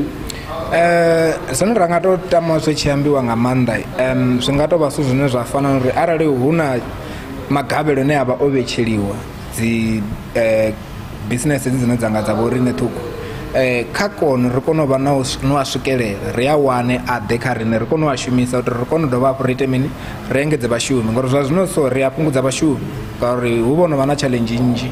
Tsho thoma ri vha ri khou vha na challenge uri arali hu si khou shumiwa ri vha ro dzula fhasi income ra ri tshi i wana a ri tsha i wana sumbo ri tea u fhungudza vhashumi ra sala na vhaṱuku vha no ḓo kona u ita zwezwo zwivhili zwi ra zwino ḓa zwi khou itiwa. Zwavhuḓi vhone vha khou ri kha hetsho tshipichi tsha mugaganyagwama kha hu vhe na maipfi a u sumbedza zwo ri hu nga vha na gwama ḽa ndiliso kha vhoramabindu vhaṱuku. Ndi zwone kha hu vhe na gwama ḽa ndiliso ḽine ḓisa ḽi khou ita uri na riṋe ro rali ri dovha hafhu ri kone u dovha ri pick up ngauri arali ro rwiwa ro vha na thaidzo bva kha COVID ra vhuya nga load shedding a ri tsha kona u imelela a ri tsha kona u vuwa na luthihi. Hone ndi zwifhio vho zwiṅwevho arali ri sa khou tou amba nga gwama fhedzi zwine vha vhona u nga ri kha musi kha tshenetsho tshipichi tsha mugaganyagwama zwi nga vha na thuso kha vhoramabindu vhaṱuku? Ndo sedza nga nṋe muṋe ndi vhona u nga ri arali vha vha vho sedzesa kha sia ḽa uri riṋe sa vhoramabindu vhaṱuku ri wane sapoto siani na ṱhamusi tshi riṋe ri shuma nga dzigoloi ha sokou tou pfhi dzi brand dzoṱhe dzine dza vha uri vha pa na dzigoloi ntswa dzine dza khou bva ri khou vha vhathu vhane vha khou kona u vha na access yo kona u ya u shuma edzo dzigoloi kha vha kona u ita uri hoyo mugaganyagwama wavho u swikelela uri arali hu tshi khou vha na tshiimiswa tshine tsha nga itiwa tsho no imelela vhoramabindu vhaṱuku tshi vhe hone tshine tsha nga ri imelela uri arali hu na dzi challenge dzine ra ṱangana nadzo fhasi ri kone u dzi isa hafho kha vhathu vha right ngori zwino a hu nene ra zwi isa hone na musi ra nga vha na challenge a hu nene ra dzi isa hone. zwino arali ri tshi khou amba nga u fhungudza vhashumi vha tshi vha vho fhungudziwa lwa tshoṱhe a vhaholi vha vho to dzula hayani kana vha to sielisana no a hu no ri ni si khou ita tshelede zwi khou amba uri a hu no ri ndo vha fhungudza zwiṱuku ndi to vha fhungudza ḓi to ṱuwa lwa tshoṱhe zwezwo ṅwaha honoyo na ḓo dovha na vha ni tshi khou kona uri ni vhe na energy kana ni kone u vha na tshelede ine ya vha enough vha badela ngauri na dza vha badela vha ḓo dovha vha strike zwino to avoid uri vhone vha strike ni khou tea vha badela khaedu ine ya khou vhonala nga maanḓa ine ya khou pfhala ndi ya masheleni vha na ḽiṅwe ḽine vha khou ṱoḓa ḽiposa wanda ḽiṅwe ḽine nda nga ḽiposa ndi ḽa uri kha tshipichi tsha minister tshine vha khou ḓo tshi ṱahisa ndi vhona u nga ri o fanela a tshi pangana mafhungo a uri muphuresidennde vho sumbedzisa zwa uri dzi nḓila dza uri vha nga lugisisa hani escom ndi vhona u nga ri na vhone vha funa u kanda hanefhaḽa na masheleni ane a nga bva ane a nga fanda hanefhaḽa a ḓadzisa uri zwi vhe khwine ngauri hu si na muḓagasi a u shumei zwine ra khou zwi lavhelela kha badzhete na musi ndi zwa uri tshelede nnzhi kha ya khou sika mishumo nga maanḓa na dzi bada vhuponi ha mahayani bada dzi no nga vho ilimange dzi vho tonga milindi ya toilet lune kha u itiwe zwiṅwe zwithu hafhaḽa fhethu mani badzhete i isiwe nga maanḓa mahayani zwithu zwi kone u vha zwavhuḓi ri khou huvhala ri tshi khou amba nga inflation goloi heinoni ndi tshi i renga I was paying 3,500 right now I'm paying 4,120 after a year so arali vha tshi nga amba zwithu zwine zwa nga kwamana inflation ra ḓiwana ri tshi khou humela murahu nyana it's too much ri tshi khou amba ngoho petrol khe na yone e goloi ndi shumisa kha Uber mara I can't pay installment cha 4,120 that means zwithu zwo tshinyala tshoṱhe zwino ri tshi khou to amba ngoho so arali wo hu tshi nga vha na zwiṅwe zwine zwa nga itiwa a zwi itiwe ri kone u wana na nṋe ri tshi khou humela kha vhutshilo ha normal mathina zwa zwino ri dovha hafhu ra humela ngei phalamendeni Cape Town hune ra vha na muḓivhi wa zwa nyanḓadzamafhungo Sithembiso Sithole ane ḓo ri ṱalutshedza uri kha masiaṱari a zwa vhudavhidzani zwi khou tou tshimbila nga nḓilaḓe. Sithembiso ndi masiari, welcome to Tshivenda News. What do you have for us? Thank you so much, Natore. As you are correctly said there, we are here at Cape Town, just behind me at the Cape Town City Hall, where the Finance Minister, Enoch Godongwana, will be tabling that budget. Of course, you would know that on our social media platforms, we have been really monitoring the sentiment on social media in terms of what people are saying and what is that they're expecting from the Minister. Just taking you through there, one of the tweets, of course, many of the key things as we put it on our screen is load shedding. A lot of people, of course, really ordinary South Africans, reflecting on that to simply saying how are they of course going to be able to deal with load shedding when it comes to running their own businesses, when it comes to working from home in between. There, as you can see there, simply saying how am I or how are we going to survive with 10 hours of load shedding in between. As we go to another tweet there, of course, South Africans really simply saying at this point in time they just want to see a new cabinet, new ministers there, because they feel that they are not actually, the current administration is not playing their role. As we go to another tweet there, of course, some really optimistic, looking forward to hear what the minister will say there. He has been, of course, really going out there representing South Africa in the international stage there, and of course, others simply saying they're keen to hear what he has to say. Without a shadow of a doubt, the issue of grants, a lot of them, they're looking forward to hear how much is he going to add in terms of that. Those, of course, who are really having business out there, we really did, we also had a few vox pops there on the ground, just getting the sentiment here in Cape Town, trying to understand those who really are going to university. As you know, it's February. They were simply saying that yes, it's all good for them to get the NSFAS messages, but others really simply saying they don't have accommodation. So those are some of the issues that they, of course, the minister will really have to tackle. Stay tuned on SABC. Also watch DTT for the latest updates as we give you that rolling coverage. Back to you in studio. Matinayo ndi mushumisi na rine Sithembiso Sithole ane ava ngei Cape Town. Karambo de mavengeleni.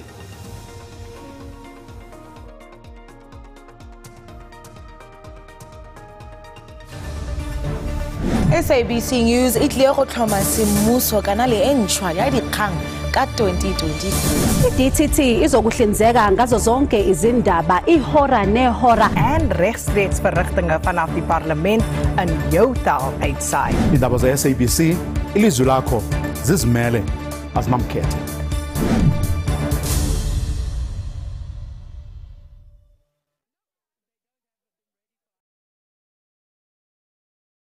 consumption in South Africa, particularly how the messaging is then translated to young South Africans. Our shows are mostly watched by family.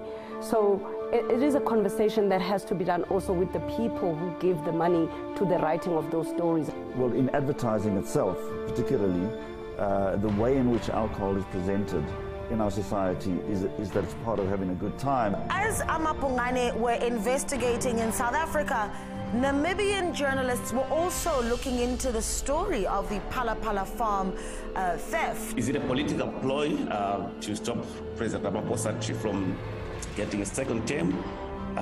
Or is this president a flawed character? It's really important to sift through the facts and to really verify. Watch Media and Society Sundays 9 a.m. with me, Naledi Muleo, on the SABC News channel.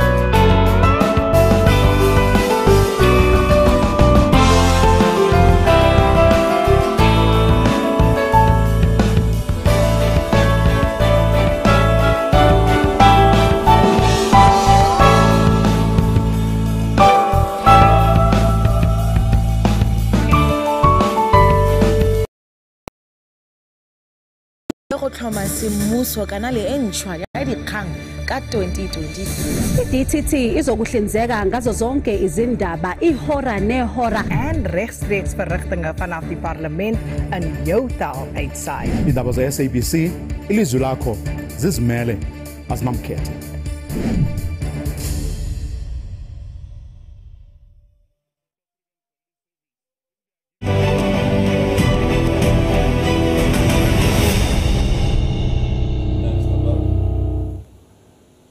Rikoda patanganeza kama punga jivenda pano ka DTT. Minista abo Enoch Godongwana bakotonecheza chipichi cha mkakanya gwama zinonga masiari utsimu wa mdagasi ngabupunga usiri sana ziko bana masendo itwa sia budi kanyaru ya ekonomi katina kama kubanganyere amtero musima bindu achikokonderwa uwana mbiyero ukorabere rori mashereni ane mubuso wa shumisa adobera pandana wa manji kama shereni ane wakokono wa kubanganyanga chino chipinga. Fungo la zautsimu mdagasi linela ka uhotefadza ekonomi kati na thandululo zineza kudzuzanyiwa ukoraverori lidovalone fungo lulwanesa linela dorerwanga halo kamgaganya gwama wa unongwaha kamtsi kwa mashireni unomuvoswa kulivana nawo udova afu akatelwa na udana thandululo kakhidu mdagasi inelino shango la kulivana nayo. Chipichi cha mkakanya gwama chikoravero dobvizera hafu kagara chichava ngatikedzo ine vadzirapo na varamabindu vane vakukwameya ngazvotsimwa hamdagasi vadiwana. So one of the big issues, of course, is the intensified load shedding that the economy is laboring under. It's going to have an impact on the fiscus. It will slow the growth of the economy. That's not good news for tax receipts in general. But also what we're observing right now is that a lot of businesses are spending a lot of money on backup diesel generation. And that's going to hurt the bottom line, the profitability of these businesses, and it's going to hurt the tax receipts that they're contributing into the state. Mungo mtsiko afusianila za mashirini unemuvuso wa kulibana nawo ndiwa nyengezezo za mihoro ya bashumi bambuso. Uneva madzangano ya bashumi bakuita mishushezo yodogwara bela nyengezezo ya mihoro ya bashumi ya mahola. Bashumi bambuso busumbezo safari ya javudubva changwaha wagidimbele fumbiri musi mihoro ya voi chigonyisha nga pesente tarufezi ngambra wanyambezano. Government seems to be committed to providing some kind of relief to consumers and small businesses if they embark upon opting for alternative energy sources. But I think more meaningfully large issues are firstly the extension of the special social grant to individuals who are unemployed and cannot access other forms of social grant. Kampani za mabindu wa mubuso zikolavero vera panda na udurera mubuso mashina sina bukono. We will see bailouts because major state-owned companies are all in trouble. Hence my feeling that more of them should simply be given away. It will save the taxpayers a lot of money. Government has proven to us that it cannot run these companies. Vhadivi vha ri fulo ḽa vhatshiimiswa tsha u kuvhanganya masheleni a muthelo tsha SARS ḽa u khwaṱhisa tshanḓa zwi tshi ḓa kha u vhona uri vhatheli vha khou tevhedzela milayo yoṱhe ḽi ḓo thusa vhukuma kha u kuvhanganya masheleni.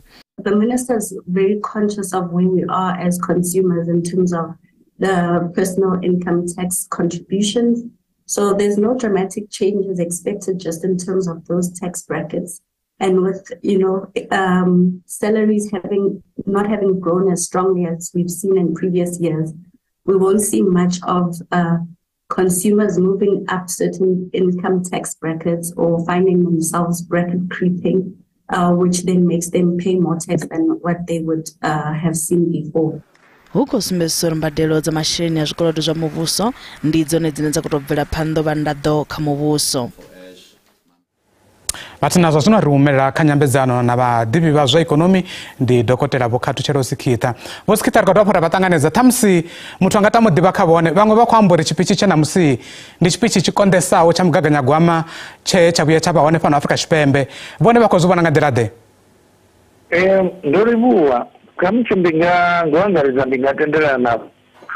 Ndi tshipichi tshine khamusi tshi ḓo vha tshi na thaidzo nga mulandu wa uri hune ra vha hone sa shango zwino ho no vha na thaidzo nnzhi zwine mashudu mavhi zwine ra vha nazo zwine zwa nga thushela mulenzhe kha u tandulula thaidzo zwi khou thoma u fhungudzea. Thaidzo a yo ngo thoma zwino, ndi kale i tshi khou ḓivhonala thaidzo. So arali ri tshi khou lavhelela zwauri muvhuso u vha ya tsheo iṅwe uri zwithu zwi khwinifhadzee hune ra vha hone zwino hetsho tshikhala tsho no fhungudzea. So ndi khou ṱoḓa u tendelana iḽo ḽori na havha vhane vha khou ri khamusi ndi tshipichi tsha mugaganyagwama tshine tsha ḓo vha tshi khou kondesa khamusi ri tshi vhambedza na zwiṅwe zwo no iteaho miṅwaha yo fhelaho. Ndi ngafhi hune vha khou tou vhona uri zwa vhukuma ri na thaidzo sa shango, Vho Sikhita? Ikonomi yashu a i khou aluwa, namusi ri khou aluwa a i khou aluwa nga nḓila yo teaho kana ine ya tea u aluwa ngayo uri ri thuse u tandulula thaidzo nnzhi dzo fhambananaho. So nṋe ndi vhona unga thaidzo khulwanesa ine ra vha nayo zwino ndi yeneyi ya nḓisedzo ya muḓagasi, ngauri ndi wone wo faraho tshiṅwe na tshiṅwe tshine ra nga vha tshikha ikonomi.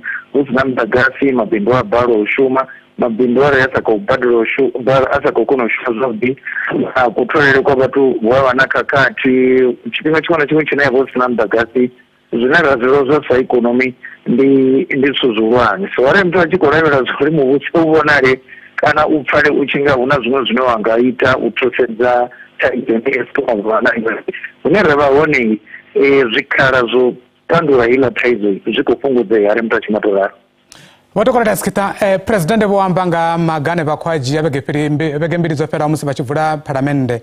Vha vhona unga Minista Vho Godongwana hu na zwiṅwe na zwine ṱhamusi vha nga dovha vha engedza kha zwe Presidennde vha amba zwone siani ḽa u tandulula yeneyi thaidzo ine ra khou amba ngayo ya muḓagasi, ngauri ndi yone thaidzo ine muṅwe na muṅwe a khou amba ngayo nga tshino tshifhinga?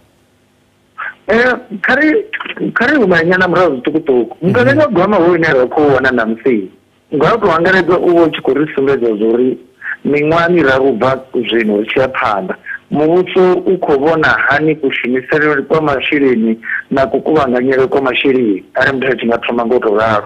So zwone muthu anga thoma lavhelela tshine kha muthu a lavhelela u tshi ita siani ḽa Eskom, ri nga ḓi lavhelela u pfha zwa uri muvhuso ndi zwifhio zwine wa nga kona u zwi ita u leludzela Eskom mulandu kana muhwalo une wa vha na wa tshikolodo. Pfosirisa hangi zwa uri muvhuso a si tshiṅwe tshithu tsho tou mangadza ndi riṋe arali muvhuso u tshi khou balelwa u kuvhanganya masheleni na zwine muvhuso wa nga kona kana vho Gondokwana vha nga kona u fhulufhedzisa u thusedza Eskom, zwi ḓo ḓi yelana na zwa uri vha khou kona hani u kuvhanganya masheleni. Khamusi na ḽeḽo ri pfhe ri lavhelele Vho Godongwana khamusi vha tshi khou amba uri u ṱuṱuwedza vhadzulapo uri vha shele mulenzhe kha uri hei thaidzo ya u shaya muḓagasi i fhungudzee. Ri nga ita zwifhio na zwifhio khamusi luapulela arali vhathu vha tshi khou ṱoḓa u ḓibveledzela muḓagasi nga dzi solar panel nṱha ha ṱhanga. Ndi zwinwe zwine khamusi vhathu vhanzhi vha nga vha khou lavhelela u pfha zwo zwi ḓo yela gai hezwo, ngo ndi zwone zwine zwa nga ri bvisa kha i dandetende ḽine ra vha khaḽo zwino nga u ṱavhanya.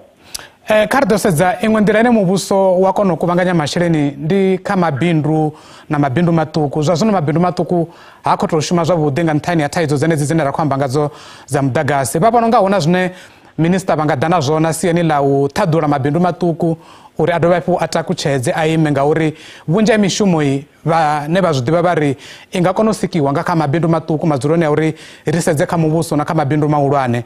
Vha vhona minista vha tshi nga ḓa na nḓila dzifhio kana dzi hone nḓilana dzine vha nga ḓa nadzo siani la u takula mabindu maṱuku ane nga tshino tshifhinga a khou fogola? Ndo livhuwa hezwo zwithu ndi khakhisa uhwari muthu a tshi nga tou zwi ngo ralo.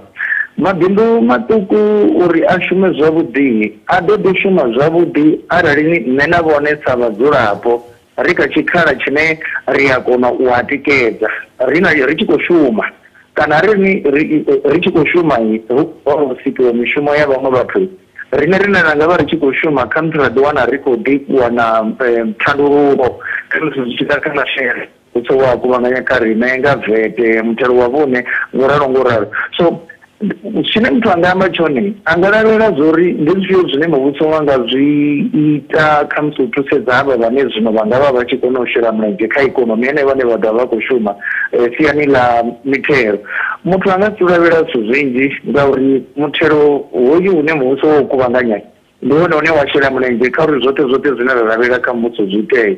Fhedzi arali nṋe ndi sa mutholiwayi ndi tshi khou lavhelela vho zwo ri kha musi ine nda badela sa muthelo wa vhune i fhungudzeye i ḓo ḓivha thaidzo ngori zwa itea hezwo zwithu zwine muvhuso wa kuvhanganya zwi vha zwi tshi khou konda. So kha ri sokou tou tendelana kha ḽa uri zwoṱhe zwine muvhuso wa khou zwi amba uri ri ḓo ita hezwi na hezwi na hezwi zwi sa gume kha uri ri ḓo ita zwi itee ngauri hezwi zwi tshi khou itea ikonomi ya thoma u takuwa nga zwiṱuku na havha vha mabindu maṱuku na vhone vha vha tshi khou kona u femula zwavhuḓi. U nga si lavheleza uri muthelo une mabindu a u badela kha muvhuso u fhungudzee arali ri tshi khou sedza thaidzo ine ra vha khayo zwino kha musi muthu a nga tou zwi lenga u tou ralo.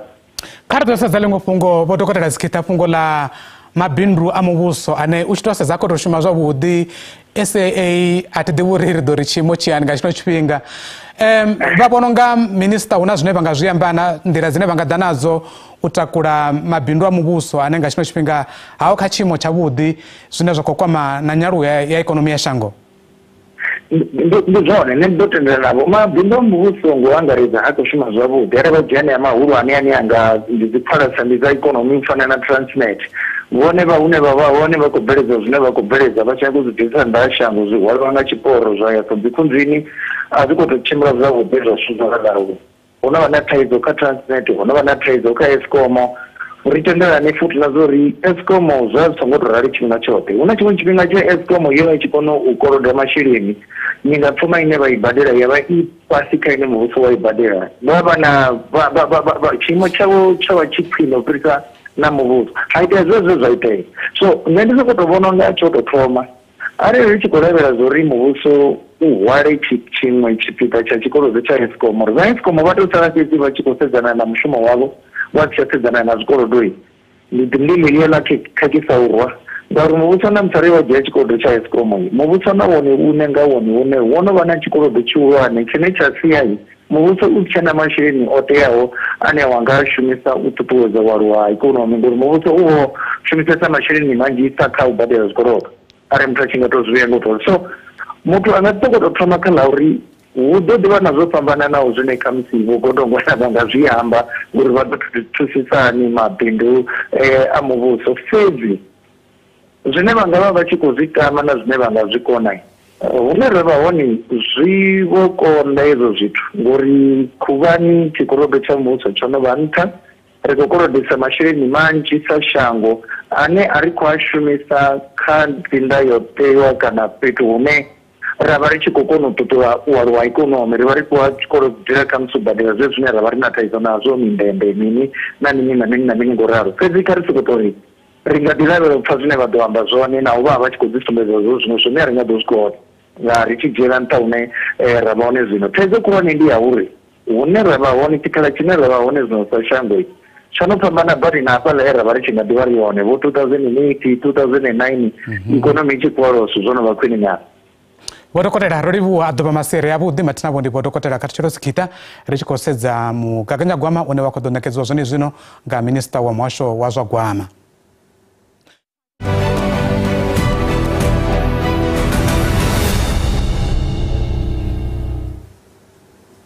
musi vamwe vadzulapo va lino shango vo lindela nga matumatsuku chiphichi cha minista vo Enoch Godongwana zwene zwino nga masiari vamwe va ramabindu nga edoroboni ya Durban a va na fulufhelo lihulwane la uri chiphichi chenetshi tshi ḓo vha ḓisela tshanduko ava vhoramabindu vha kwamiwa nga masiandoitwa a vhulwadze ha COVID-19 khathihi na dzikhakhathi dza vhadzulapo dza ṅwedzi wa fulwa na Mbamahola vha vho fulufhedziswa ndiliso fhedzi vha ri na namusi a vhathu wana thuso na nthihi. Vhengele la zwiḽiwa ḽi re lokishini ya Umlazi ḽo vhuya ḽa vha vhengele ḽa bvumo fhedzi zwa zwino hu ya pfumelwa. Vhengele iḽi ḽo vha ḽi tshi vhuyedza na vharengisi vha zwiṱaraṱani ngenefho tsini vho Thandiwe Ciliza vhane vha vha na miṅwaha ya 12 vha tshi khou rengisa afha tshiṱaraṱani vha ri vho vha tshi shuma masheleni a linganaho zwigidi zwiraru nga ḓuvha fhedzi zwa zwino vha ri ndi u tou vha wa mashudu arali vha nga shuma masheleni a swikisaho ḓana na mahumi 5 nga ḓuvha. Vha ri u bva tsha misumbedzo yo ṱhaselwa mavhengele nga vhadzulapo hombo ḓivhowa ha vhunzhi ha mabindu maṱuku.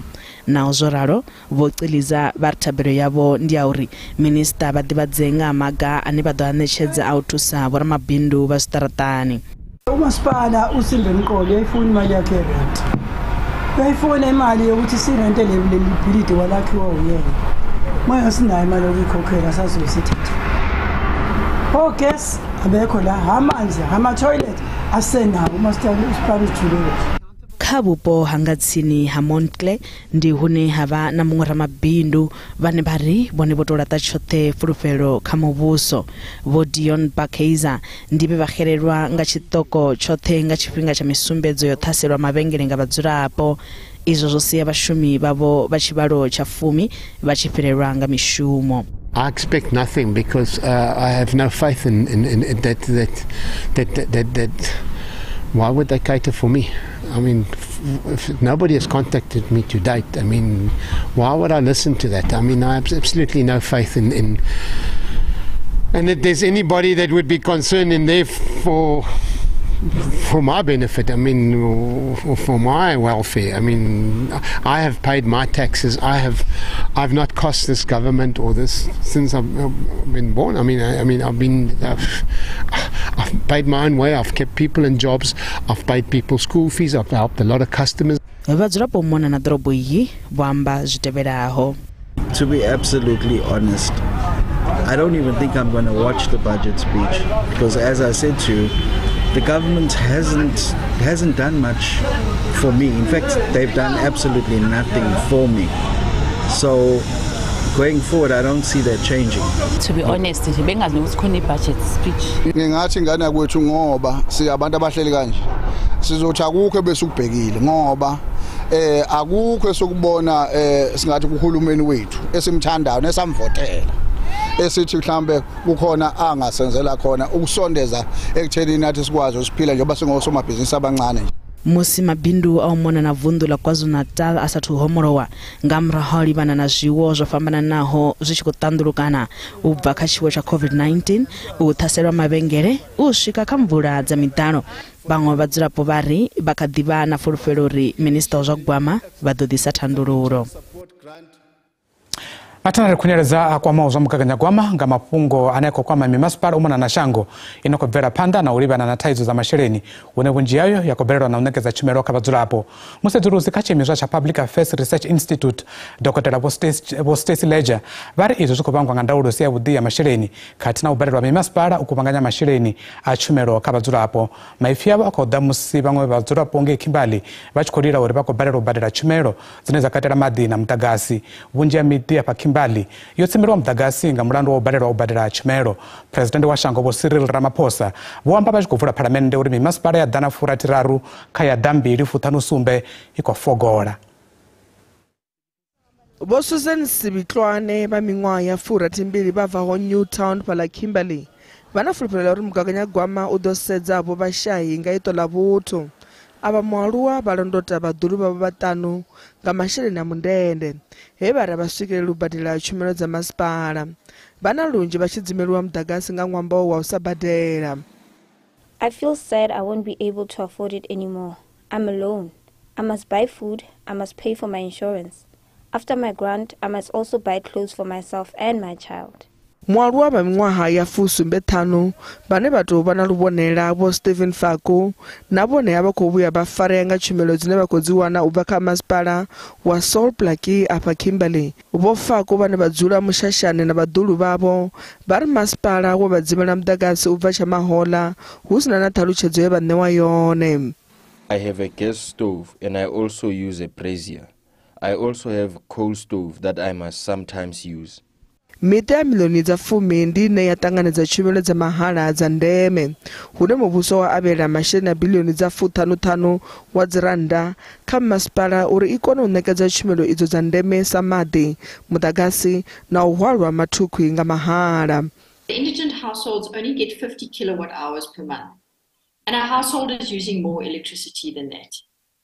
So the problem is that if a household needs at least 200, 300, even 400 kilowatt hours of electricity every month to cover their basic needs, and the indigent is only giving them 50 kilowatt hours. And this is a huge problem because what we've got very poor households that have electricity to live, to cook, to be able to do anything, but they can't afford to pay for it. Vho Dr. Leja bari aya maitele maswa a u gwa masheleni u bva kha vhashai ndi maitele a u kandekanya zwipikwa zwa lushaka zwa mveledziso.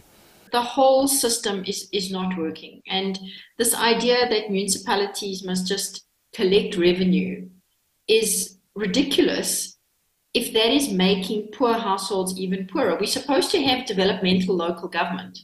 What is developmental about making poor people even poorer? Muhasho mavusele wa vundu ili wo ombela mimasipala uri vusuludze mutevhe wavho wa vhashai. Vha masipala wa Salt Lake vho dzhenela fulo ḽa u dzimela muḓagasi vhadzulapo sa nḓila ya u wana murahu masheleni ane vha khou kolodiwa one ane a nga swika 2.7 biḽioni wa dziranda. Vhaaluwa na vhone vho kwamea nga fulo iḽo ḽa u dzimelwa muḓagasi he navho vha ḓiwana vhe maswiswini. So we are making a clarion call also to the municipalities to make sure that now they update their indigent register, so that whenever the equitable share is being given to those municipalities, they are able to make sure that now those poorest communities, they are also be able to make sure that now through their free basic services norm, they are able to be catered for. Vha muhasho vha ri vhadzulapo vhoṱhe vhane vha si kone u swikelela u badela tshumelo dza masipala vha fanela u vhona uri madzina avho ṅwaliswa kha mutevhe wa vhashai vhane vha fanela u wana tshumelo idzo mahala.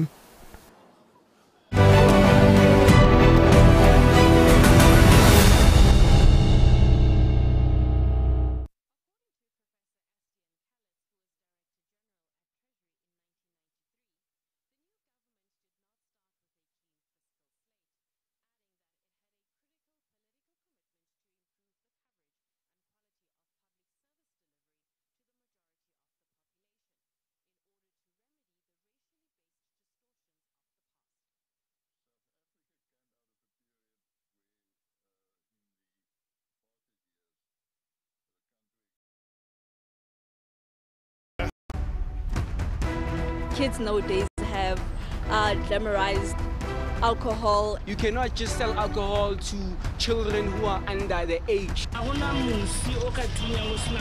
want you to have your say. Justice delayed is justice denied. It's just a fact. The question is how do we get to a better place? We find ourselves in the belly of unemployment. This is not an ad hoc thing to happen. I'll bring in the experts and get you the answers.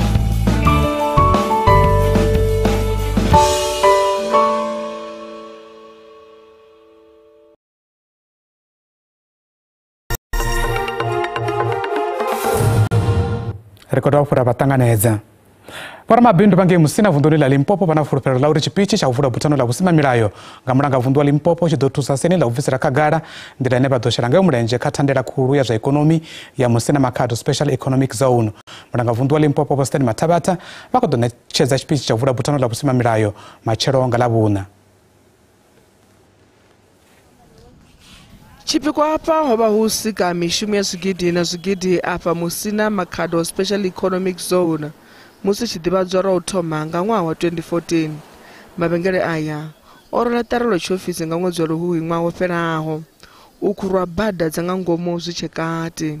The provincial government has allocated quite a substantial amount of resources, over 600 million, to be spent on that project.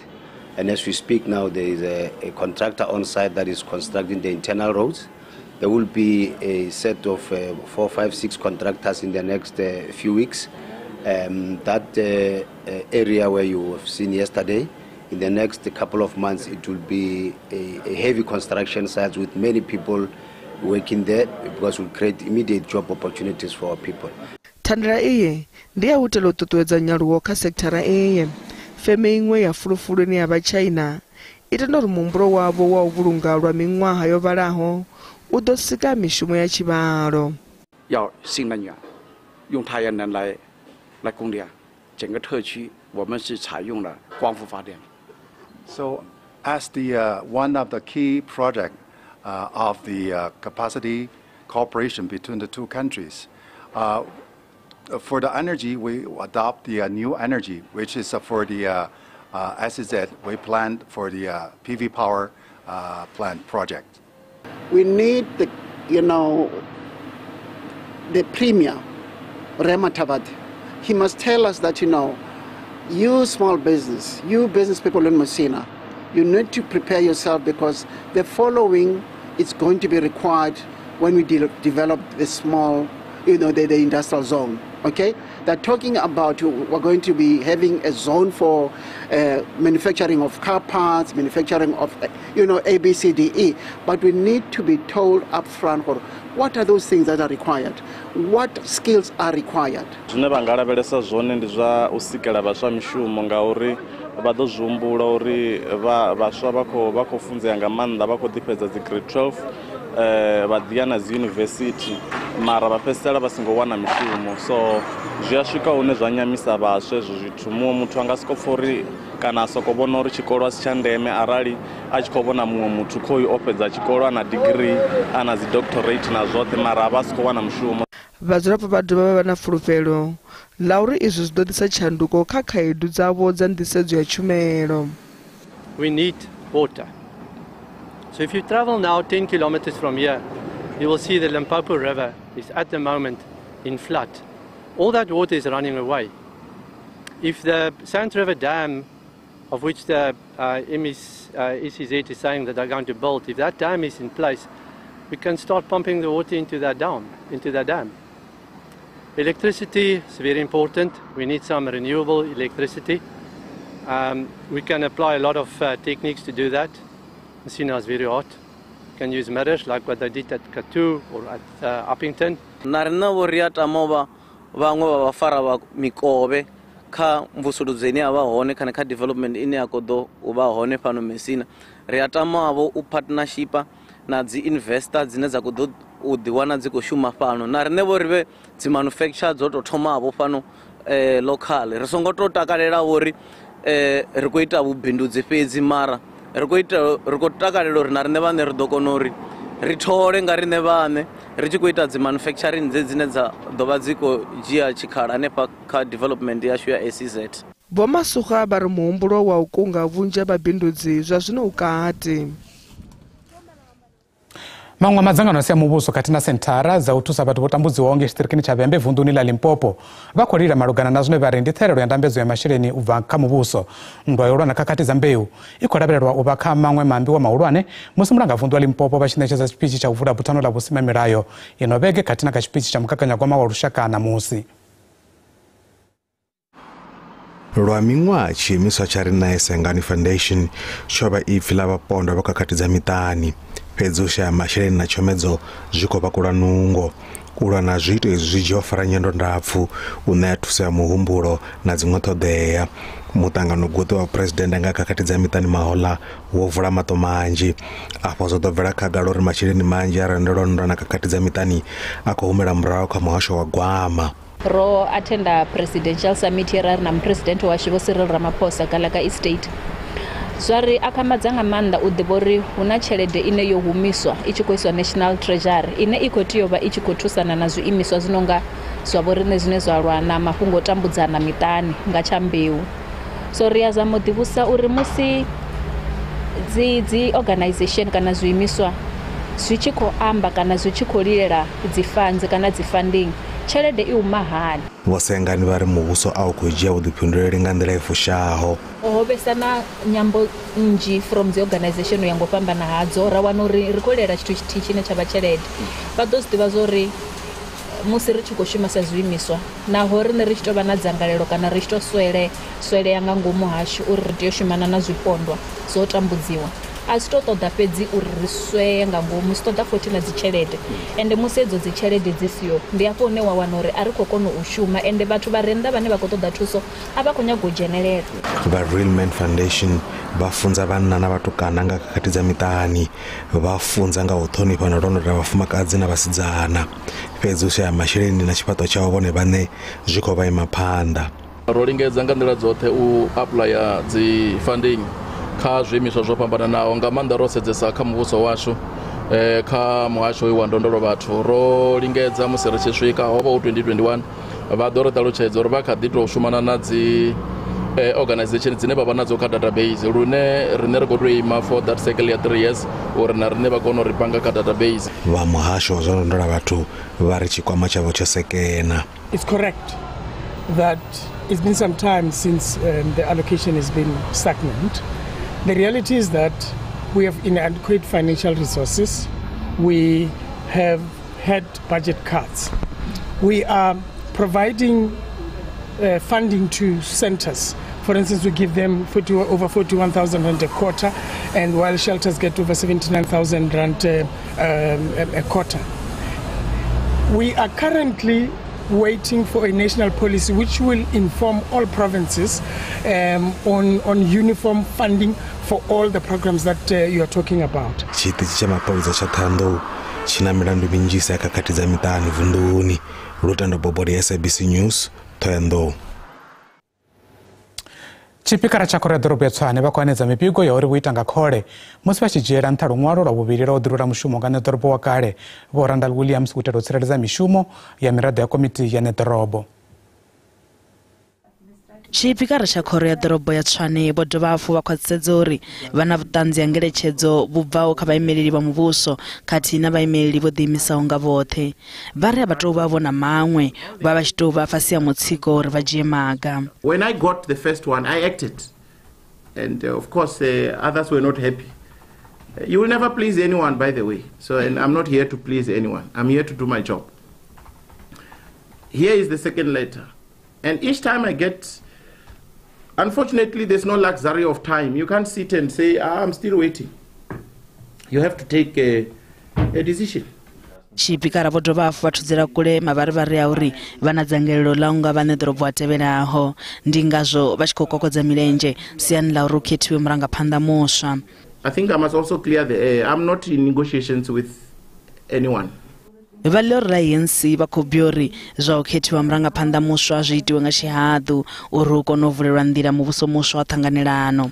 We can tell you without any fear of contradiction that the mayor, there will be a new mayor coming from a new party. Vhaḽori ḽa EFF vho ita khumbelo ya muṱangano wa khoro wa tshihaḓu uri hu vhe na vhudziki kha masipala uyu. Zwi tshe zwo ralo vhaḽori ḽa EFF vho vulela milandu ya vhufhura ya miraḓo ya kale ya ḽihoro ḽa Action SA ya komiti khulwane ya ḓorobo khathihi na vhaṅwe vhaofisiri. The reason of the case is attempt of fraud with the facilitation of property that was facilitated by the department. National was informed, and instantly National wrote a letter to both the CMC and the acting mayor at that stage to ask him to investigate, and the Speaker's office to investigate the matter. Zvivo dzhiavege mbiri ubva tshe vha khoro ya ḓorobo ya Tshwane vha ṱanganedza ḽiṅwalo ḽa u ḓirula mushumo hane ḓorobo. Ndi zwenezwo zwe ra vha ro vha farela zwone mafhungo na Tshivenḓa masiari a namusi. Mathina mutsho khou tevhela zwino pfha uri zwi ḓo vha zwo ima nga nḓilaḓe musi ḽi tshi ita masiari no ya hanengei madekwana u ya kha ḽa matshelo. A ḓo vha masiari avhuḓi yowa.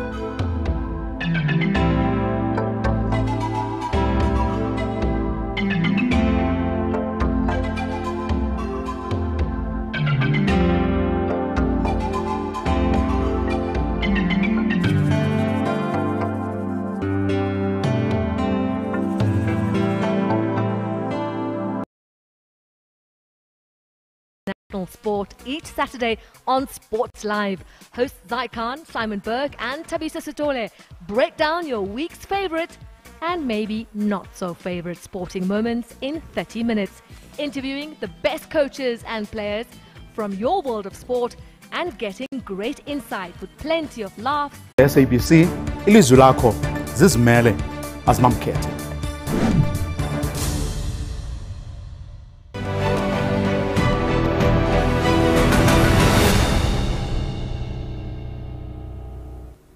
Ungqongqoshe wezemali uInokgodongwana ubhekene nomsebenzi onzima okuzama ukwenyuka kwengcindezi yokusetshenziswa kwemali kulomnotho ohlokayo kulelizwe okwenza kube nzima kakhulu uhlelo lokucisha ngogesi olusetshenziswayo. Ungqongqoshe ke kulindeleke ukuthi ethule Isabelo Mali sikazwelonke emzuzweni engemngaki ukusuka manje. Uhlelo lokucisha konke ugesi kanye nemphumela yalo kukhubaza umnotho kanye nezisombululo kungase kube seqhulwini uma sekwethula Isabelo Mali namhlanje. Kulindele ukuthi uhulumeni achaze kabanzi ngokuzibophezela ekususeni ingxenye yezikweletu ze-Eskom. One of the big issues, of course, is the intensified load shedding that the economy is laboring under. It's going to have an impact on the fiscus. It will slow the growth of the economy. That's not good news for tax receipts in general. But also what we're observing right now is that a lot of businesses are spending a lot of money on backup diesel generation. And that's going to hurt the bottom line, the profitability of these businesses, and it's going to hurt the tax receipts that they're contributing into the state. Okunye okukhathaza kakhulu ekusaphazeni kwemali imiholo yezisebenzi zikahulumeni. Izinyunyana zezisebenzi sezisabise ngokubamba ukukhulela ngoqo wesiteleka ukuphoqa uhulumeni ukuba akhuphule imiholo yezisebenzi. Kuphinde kube khona ingcindezi kuhulumeni ukuqhubeka nesibonelelo samakhulu amathathu namashumi amahlanu amarandi sokusiza labo abangasebenzi. Government seems to be committed to providing some kind of relief to consumers and small businesses if they embark upon opting for alternative energy sources. But I think more meaningfully large issues are firstly the extension of the special social grant to individuals who are unemployed and cannot access other forms of social grant, extending this for another year, which will come at a cost of another 45 billion rand or so. Izinkampani ezingamabhizinisi ombuso ezisenkingeni zingase ziqhubeke nokutakulwa ngezimali uhulumeni. Bailouts because major state-owned companies are all in trouble. Hence my feeling that more of them should simply be given away. It will save the taxpayers a lot of money. Government has proven to us that it cannot run these companies. I must also add that this announcement of President Ramaphosa in the SONA, that they want to create a super holding company for state-owned enterprises, is simply a bad idea. Osomnotho bathi ingcindezi yemali engenayo ephansi kanye nokuba phezulu kokuchitha imali kungaholela ekutheni isikweletu sikahulumeni senyuke ngo-5.1 wamaphesenti. Nabantu bakuleli izwe baphawulile ngoba kulindele enkulumweni yesabelo mali ezokwethula ungqongqoshe wezemali namuhla. Faka imali eningi ngapha kumaphoyisa ukuthi bazokwazi ukuqasha amaphoyisa amaningi khani icrime izoyehla. Besicela uminister afake imali ebudgetini yezindlu afake nemali ebudgetini yamasquatter camp ukuthi alunge phela inyoka kungena ugesi weqiniso. Na njengomphakathi nje we expecting ukuthi sizwe ukuthi umongameli usiphatheleni when it comes to ama issues that affect her every day, you know, like I socially like ezibhedlela ukuthi uzosenzelani in terms of health service provision, ukuthi what kind of money is going to allocate to health. I would like them to focus on schools and schools that is in need to be rectified and to be rebuilt, because that's our children is the big people of tomorrow. We must focus on our children and the education. Njengoba sekusele inyanga eziyishumi ukuthi iNingizimu Afrika singathu ukhetho lukazwelonke, i-Economic Freedom Fighters ithi uma ingasidla umhlanganiso kulolu ukhetho, into yokuqala nqa engayenza ukulungisa inkinga yogesi ekhungethe izwe. uMalemo bekhuluma nomhlelo wendaba zombusazwe la e-SABC uMzwandile wakwambeje. Imisela ukuphoca iqembu elibusayo i-ANC iqathe emlonyeni ngokhetho lukazwelonke lwangonyaka ozayo. Njengoba igubha iminyaka eyishumi nje yasungulwa, seyikhule kakhulu kwezombusazwe kanye nasemavotini kule minyaka edlule.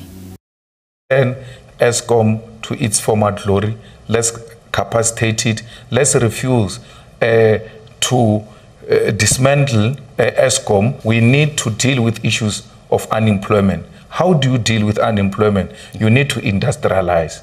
You need to make sure that as many manufacturing companies as possible are allowed to function, and you need to open new industries and protect the infant industries that creates jobs for our people. Decentralize industrialization and incentivize those who open industries in the remote areas. In that way, you create even jobs for people in the rural areas and in the urban areas. You need to fight crime. How do you fight crime?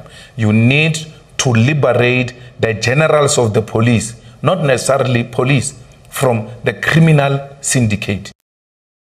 Ukubamba ukukhulela ngoqo wesiteleka ngenyanga ezayo ibhikishela inkinga ezikhona kuleli nokubalwa kuzo ukucisha kukagesi kanye nokusula kaMengameli uCyril Ramaphosa esikhundleni. Calling for a national shutdown, yes, on the 20th of March, because the people, when the government reaches a point where it's unable to discharge its responsibilities, we don't express ourselves only through the vote. The picket lines, the protest, as enshrined and protected by the Constitution, is another form of speaking. And therefore, you can't say to call for a shutdown and to call for the president who failed to step down is an undemocratic practice. It's not true. Ke isicelo sokuba usomlomo weParliament noSiviwe Maphisa Nqakula akhishwe ngevoti longamethembi ubuholi bakhe ngemva kokuthi ebize amalungu eEFF ngezilwane mhla ekhishwa ngendluzula eParliament. Filed the motion of no confidence. She's incapacitated to run that parliament. You can never call your colleagues animals. And a matter that she's now lying again in parliament, that she did not call members of parliament animals, and she can be heard. Undunankulu wase-Free State uSisi Ntombela wesulile esikhundleni sakhe sokuba undunankulu. Isigungu esiphezulu se-African National Congress esifundazweni eFree State sinquma ukwenza inguquko ezintsha ngemva kwengqungquthela yalo iqembu.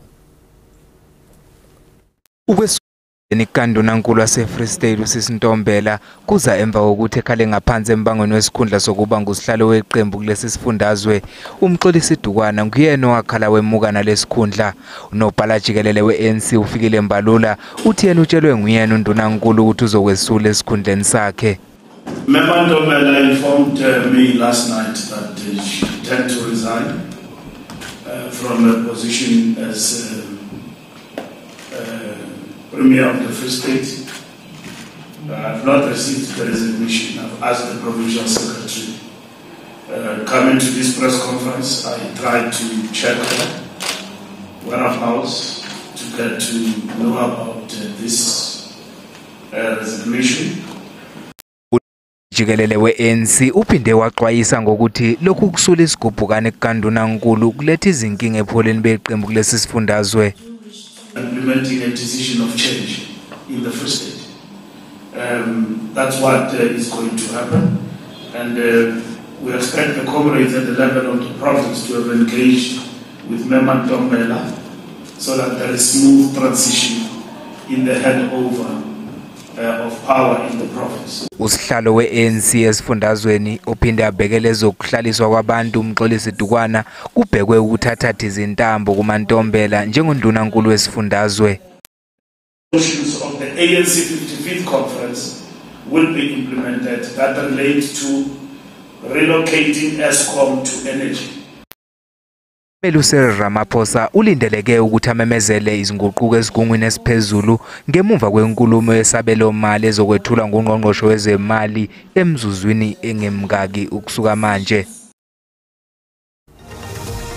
Emva kwekhefu sokuphathele udaba oluthi usomlomo womkhandlu waseTshwane uyayichitha insolo ezithi wayishaya indiva incwadi yokuqala yokwesilwa kwemeya uRandall Williams ngoba efuna ukuvikela imisebenzi yamalungu ekomiti lemeya. Lolo daba lingelinye indaba ezobe siyiphethe uma sibuya eTolo.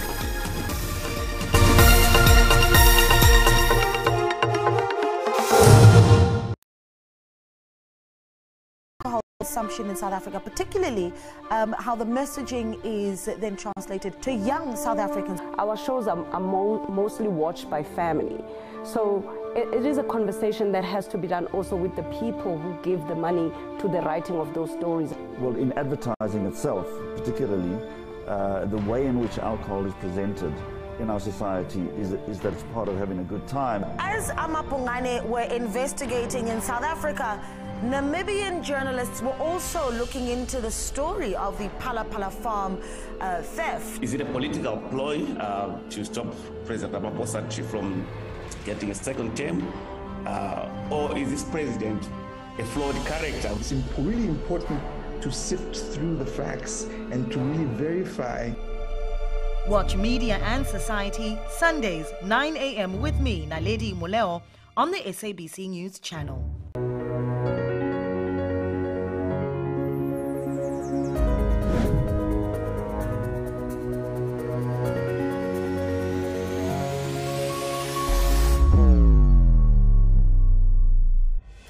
From the highest building in South Africa, we bring you the full view of the top daily stories on the SABC News channel. We prepare hard to ensure we ask all those uncomfortable questions. Tonight, I'd like to address you about the energy crisis that is confronting our nation. From rolling blackouts to fragile ratings to intense wage negotiations across the sectors, is South Africa heading for a bigger crisis? We remain resilient and fair in our reporting. Independent and impartial. The full view every day on the SABC News channel at 5 p.m. until 8 p.m.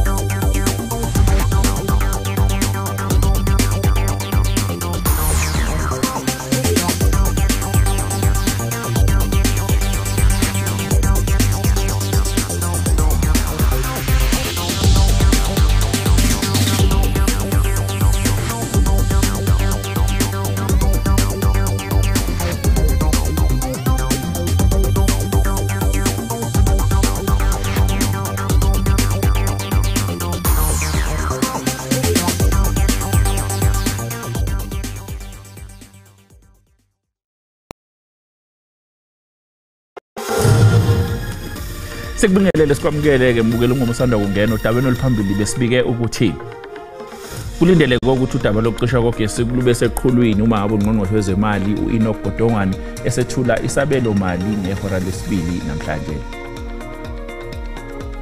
Mbukeli khumbula ukuthi lezi ndaba ikhona na ku YouTube, ngena kuyona uyicinga ngamagama athi SABC Izindaba na kanjani uzolithola. Ungqongqoshe wezemali u-Enoch Godongwana uzokwethula Isabelo Mali esikhathini esingaphansi kwehora ukusuka manje ehholo ledolobha iKapa ukuzwa kabanzi ngalokhu sixhumana nentatheli ye-SABC uBulelani Philip eseKapa. Bulelani, sikwamukele indabeni zehora lokuqala. Ungqongqoshe wezemali ubhekene nomsebenzi onzima esikhathini lapho izwe libhekene nenkinga efana nokucishwa kogesi kanye nokwentuleka kwemisebenzi. Ngabe yini elindelwe amaqembu ezombusazwe eParliament kule Isabelo Mali?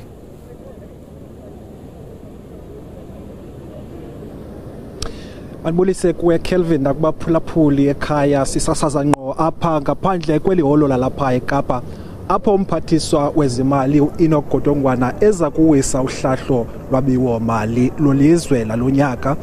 Eyona nto ingundoqo nephambili ekulindeleke kuba agxile kuyo namhlanje indlela urhulumente aza kuxhasa ngayo le nkampani yakwa-Eskom ngokuba ke ilizwe likule ngxaki yocimicimi yombane.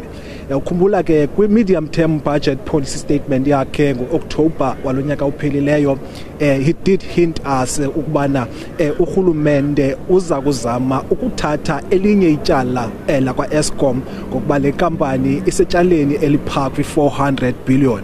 Loo nto leyo ke yenzelwa ukuba ekufunwa ukukhululwa le nkampani ikwazi ukuphucula ezinye izikhululo zayo eziphehla umbane ukuze uMzantsi Afrika ube phantsi kwezinga elifumana umbane ofumanekayo.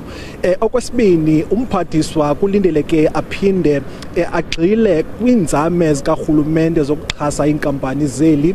Ukhumbula ke kwintetho yobume besizwe kamongameli Cyril Ramaphosa uke wayiphawula into yokubana urhulumente ufuna ukuzisa ipolisi eza kuthi ixhase izindlu kwakhona namashishini ngesolar panels ukuze abantu abaninzi bangaxhomekeki kulombane waka-Eskom. So ezo zinto ngezinye izinto eza kubhengezwa namhlanje ngumphathiswa wezimali. Okwesithathu, urhulumente naye ebekhe wabonisa ngaphambili ukubana ke ukuze kuhlangulwe imeko yokuzoqoqosho kwakhona kuphinde kudalwe amathuba emisebenzi kumele kuxhaswe namashishini asakhasayo.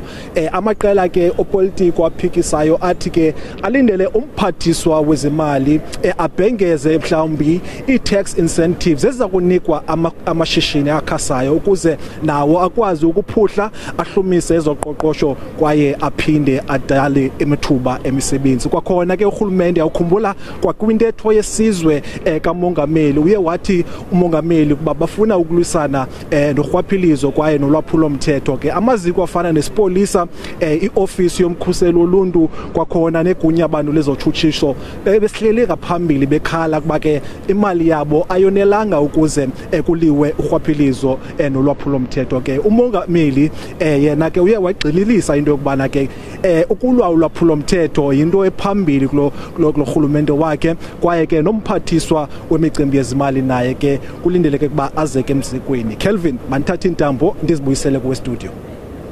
Sibonga kakhulu Bulelani Mbukeli lobo kuBulelani Philip intatheli indaba zala eSABC wesitshela kabanzi ngokulindelekile njengoba ungqongqoshe wezemali u-Enoch Godongwana ezokwethula Isabelo Mali namhlanje ntambama. Umnyango wezempilo uthi angeke usho ukuthi uhlelo lokucisha ngogesi ilona libe imbangela yokushona komuntu. Uhlelo lokucisha ngogesi likhahlameza kakhulu ukuhlinzeka kwezempilo kodwa ukuthi sekholele ekushoneni komuntu lokho bengakacacimi. Now, I don't know how to answer. We do not have deaths in our hospitals classified as a death due to load shedding. We don't have that. All we are saying is that the absence of electricity is compromising the quality that we give. Uqhube wathi ama-generator ezikhungweni zezempilo angeke akwazi ukubhekana nokucisha kukagesi amahora amane. Sekuchithwe izinkulungwane zamarandi ekuthengeni udizili. Umnyango uthi uhlela ukufaka ugesi wemsebe yelanga ngoNhlangulana wanonyaka. To identify critical areas for all the health facilities and quantify the required size of the solar energy. uDlomo uthi sebafaka isicelo ku-Eskom sokuba izibhedlela ezingama213 zingabi ingxenye yohlelo ukucisha konke ugesi, kepha kusavunyelwe izibhedlela ezingama76 kuphela.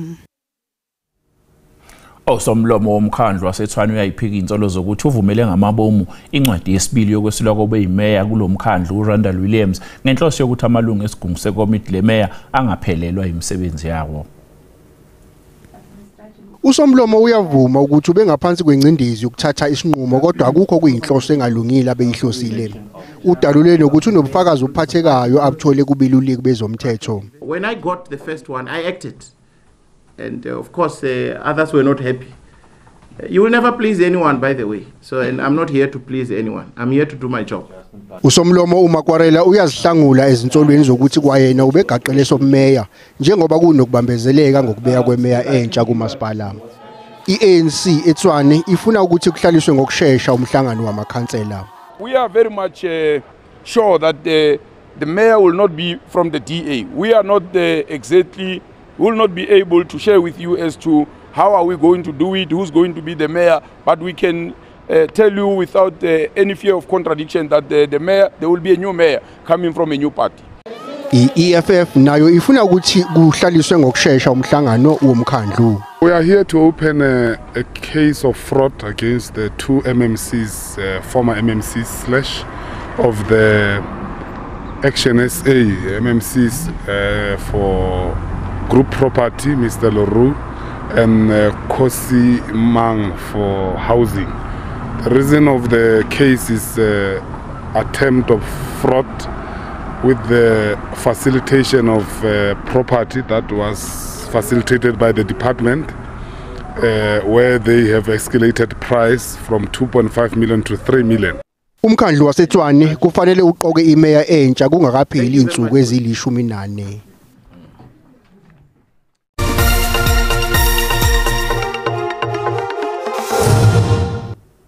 Lusephansi uhwebo lwerandi imakethe emini nje.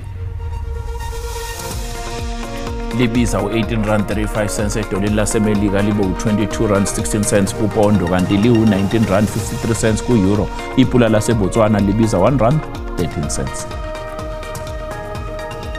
Isephansi ingomba Isabelo eJC.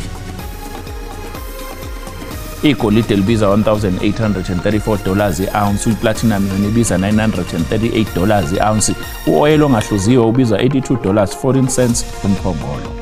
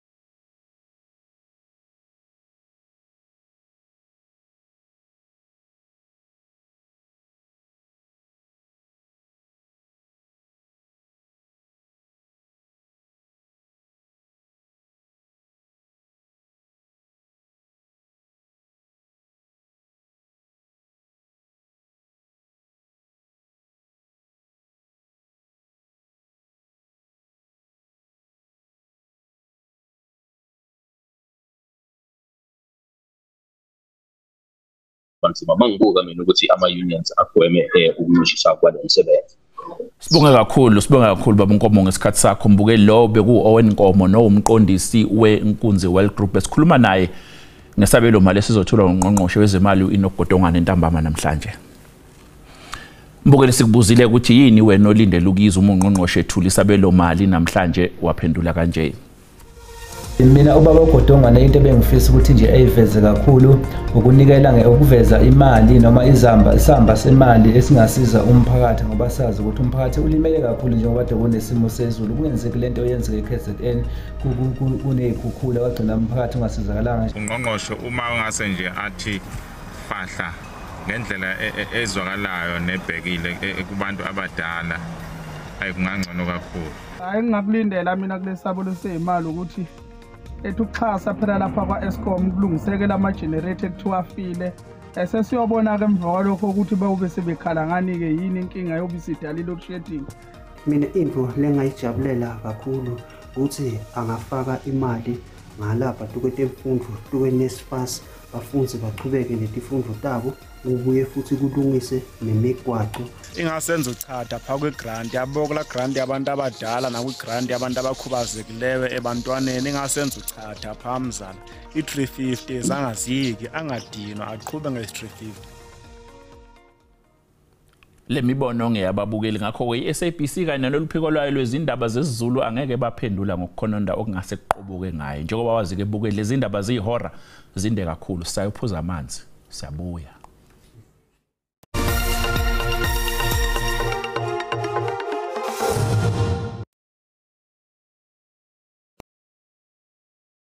National sport each Saturday on Sports Live. Hosts Zaikan, Simon Burke and Tabisa Sitole break down your week's favourite and maybe not so favourite sporting moments in 30 minutes, interviewing the best coaches and players from your world of sport and getting great insight with plenty of laughs along the way. Sports Live every Saturday evening at 8 p.m. on SABC News Channel. SABC News gives you a 24-hour news channel in all indigenous languages, the first of its kind. The channel will provide news bulletins, current affairs, and proceedings directly from Parliament. Get your set-top box and watch news around the clock in your language, free of charge. Catch the channel on DTT and SABC Plus. SABC News, independent, impartial.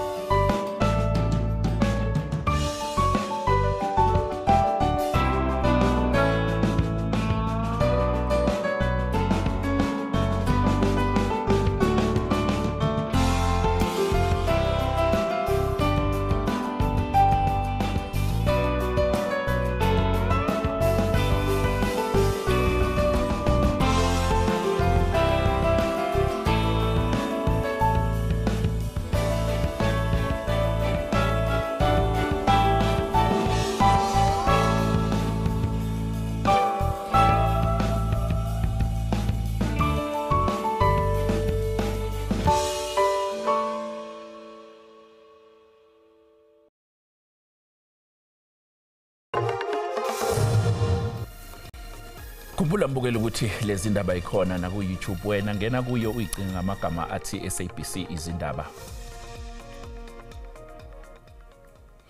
Kusukela kweseke namabhizinisi asafufusa kanye nenhlangano engenzi inzuzo kuya ekwenyukeni kwentengo yopetrol kanye nokulungisa imigwaqo yakulelizwe lokhu semqondweni ezakhamuzi zaseKimberley esifundazweni iNorthern Cape ngaphambi kokuthi kwethula isabelo mali namhlanje ntambama izakhamuzi ifuna ukuthi ungqongqoshe wezemali uInokgodongwana agxile kakhulu ezintweni ezithinta abantu ezifaka phakathi ukwenyuka kwamanani entengo yokudla kanye nokuthwala kanzima kwabantu emakhaya. Ngiyacela makajonge amaxhayukazi makajonge abantu ukuthi abangasebenziyo bafumane imali engenhla because umsebenzi awukho. Ndicela ajonge i-potholes because i-potholes zigcwele lapha emhlabeni. As a taxi driver, as a taxi owner, ndifila ukuthi le increase yepetrol ingamandla kwethu, so siyacela uba ugovernment makafake imali ukuthi inga increase ipetrol. An issue The 350 is not the issue that will resolve our problems. You understand it? So each and every time it's empty promises that are coming from the government. So we as the youth, we don't know what our future lies ahead. You understand? So our government completely fails us each and every time. If NPOs can be assisted, we can try to clean the streets of Kimberley so that everybody, all Lapa, even tourists, can be safe in Northern Cape. Today we would like the finance minister to address about SMMEs, small businesses, empowerment, and how to come up with a plan, how to create jobs for the unemployed youth of today. Because every time the budget speech come out and then it goes to people who already have. We're expecting them to speak about how they're going to improve funding, allocating funds to the less privileged and stuff of that nature. Kusasa usuku oluyingqophamlando njengoba ingonyama yesizwe samaZulu uMisuzulu kaZwelithini ezobethamela umcimbi wokuvula kwesishayamthetho sesifundazwe eKwaZulu Natal. Ukuthola kabanzi ngalokhu sixhumana nencicapthopho kaDokotela uGugu lethu uMazibuko. Dokotela, sikubingelele indabeni zosuku.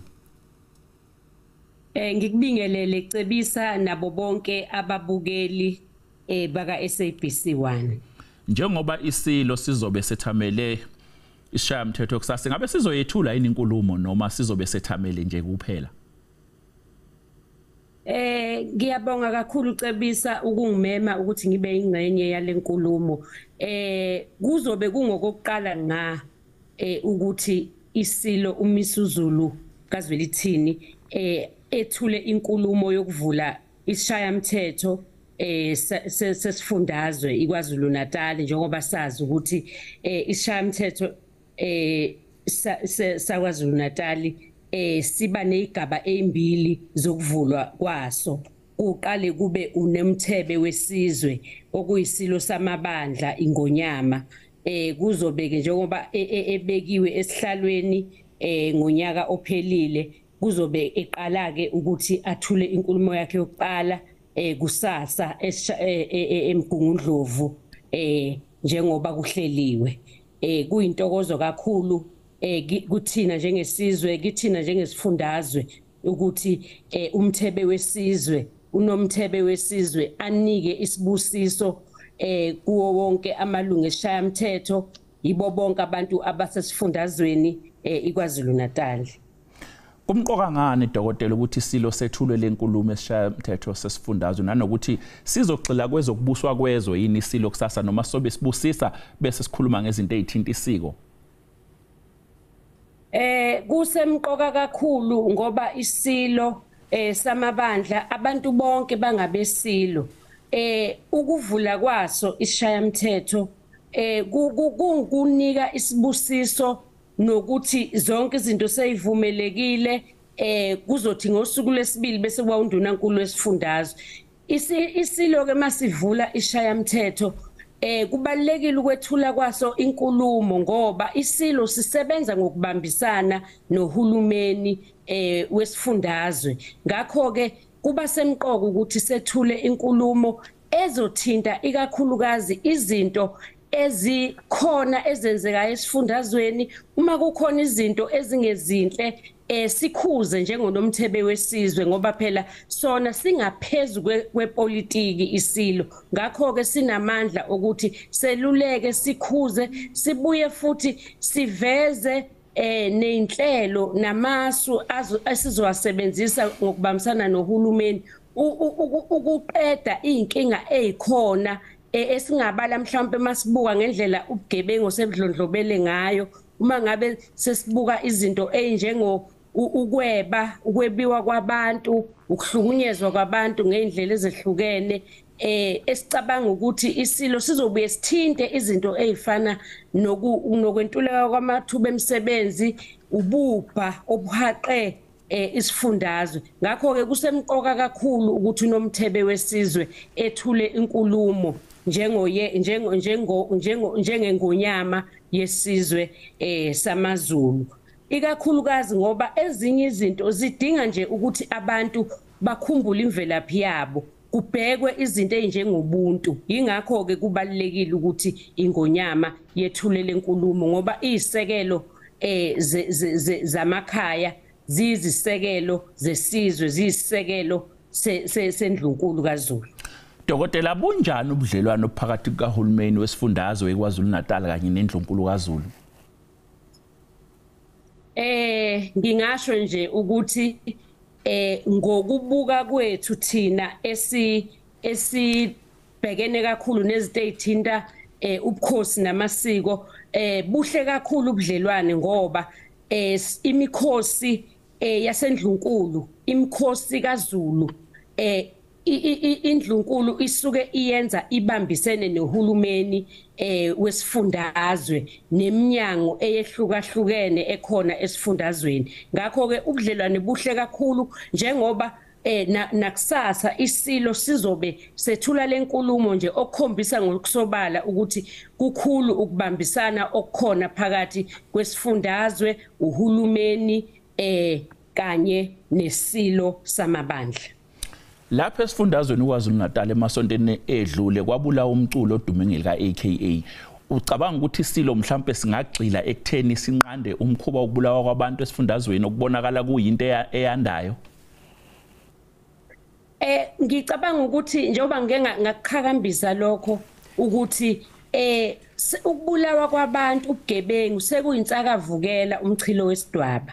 Ngakho ke sikulindele ukuthi isilo sikhuze lokhu kuphela kobuntu nalokhu kucanasa kwezigebengu namasela engakhuzwa umuntu ebulala abantu kugcine kungatholakalanga ukuthi labo bantu babulewe kanjani, babulawe ubani. Ngakho ke siyathemba ukuthi enkulumeni yaso sizokhuluma ngalezo nhlelo ukuthi yini engenziwa kubanjiswane nohulumeni ukulwa nalobu ubulwane osebuhlasela abantu, kanjalo naseyinhlakeni zobukhosi ukuthi mhlawumbe kuzoba khona inhlelo ezithile ukuze abantu kukhulunywe nabo ngokweinhlaka ezehlukahlukene emphakathini.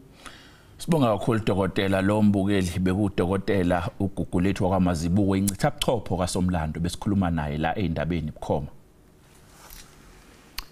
Uhulumeni wesifundazwe iWestern Cape uthi uzojuba ithimba elizobhekana nezinselele zemboni yamatekisi esifundazweni. Lokho kulandela umhlangano okuphakathi kwezikhulu kahulumeni nenhlangano yamatekisi Santaco holele ekutheni ke kubhuntshe isiteleke besihlelelo ukuthi sibe namuhla. On Monday, after I was sworn in, I reached up to the leadership of Santaco, and after lengthy discussions until late on Monday, we agreed to a meeting on Tuesday. There were several issues raised by Santaco, which we discussed in that meeting with the City of Cape Town and as us as the Western Cape government, in looking to a way and how we could resolve that issues. The first thing is the learner transport was not part of that, because that matters before the court, so that matter the court will decide on Friday. There are 7 to 8 issues that is solvable, that we can solve if we work on it together, and that's what we agreed to it. We agreed to the 7 issues that we can solve if we work, only if we work together on it. Not government on its own, not Santaco on its own, because R1 billion strike to the economy was not going to solve these issues.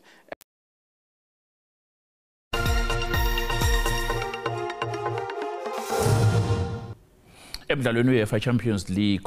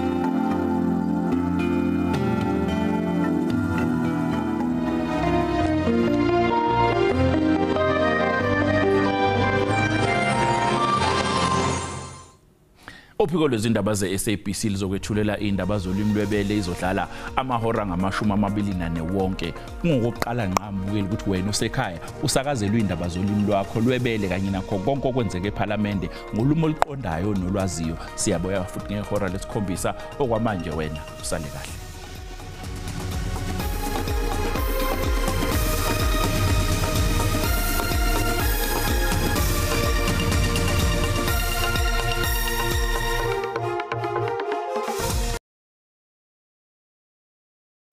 Sport each Saturday on Sports Live.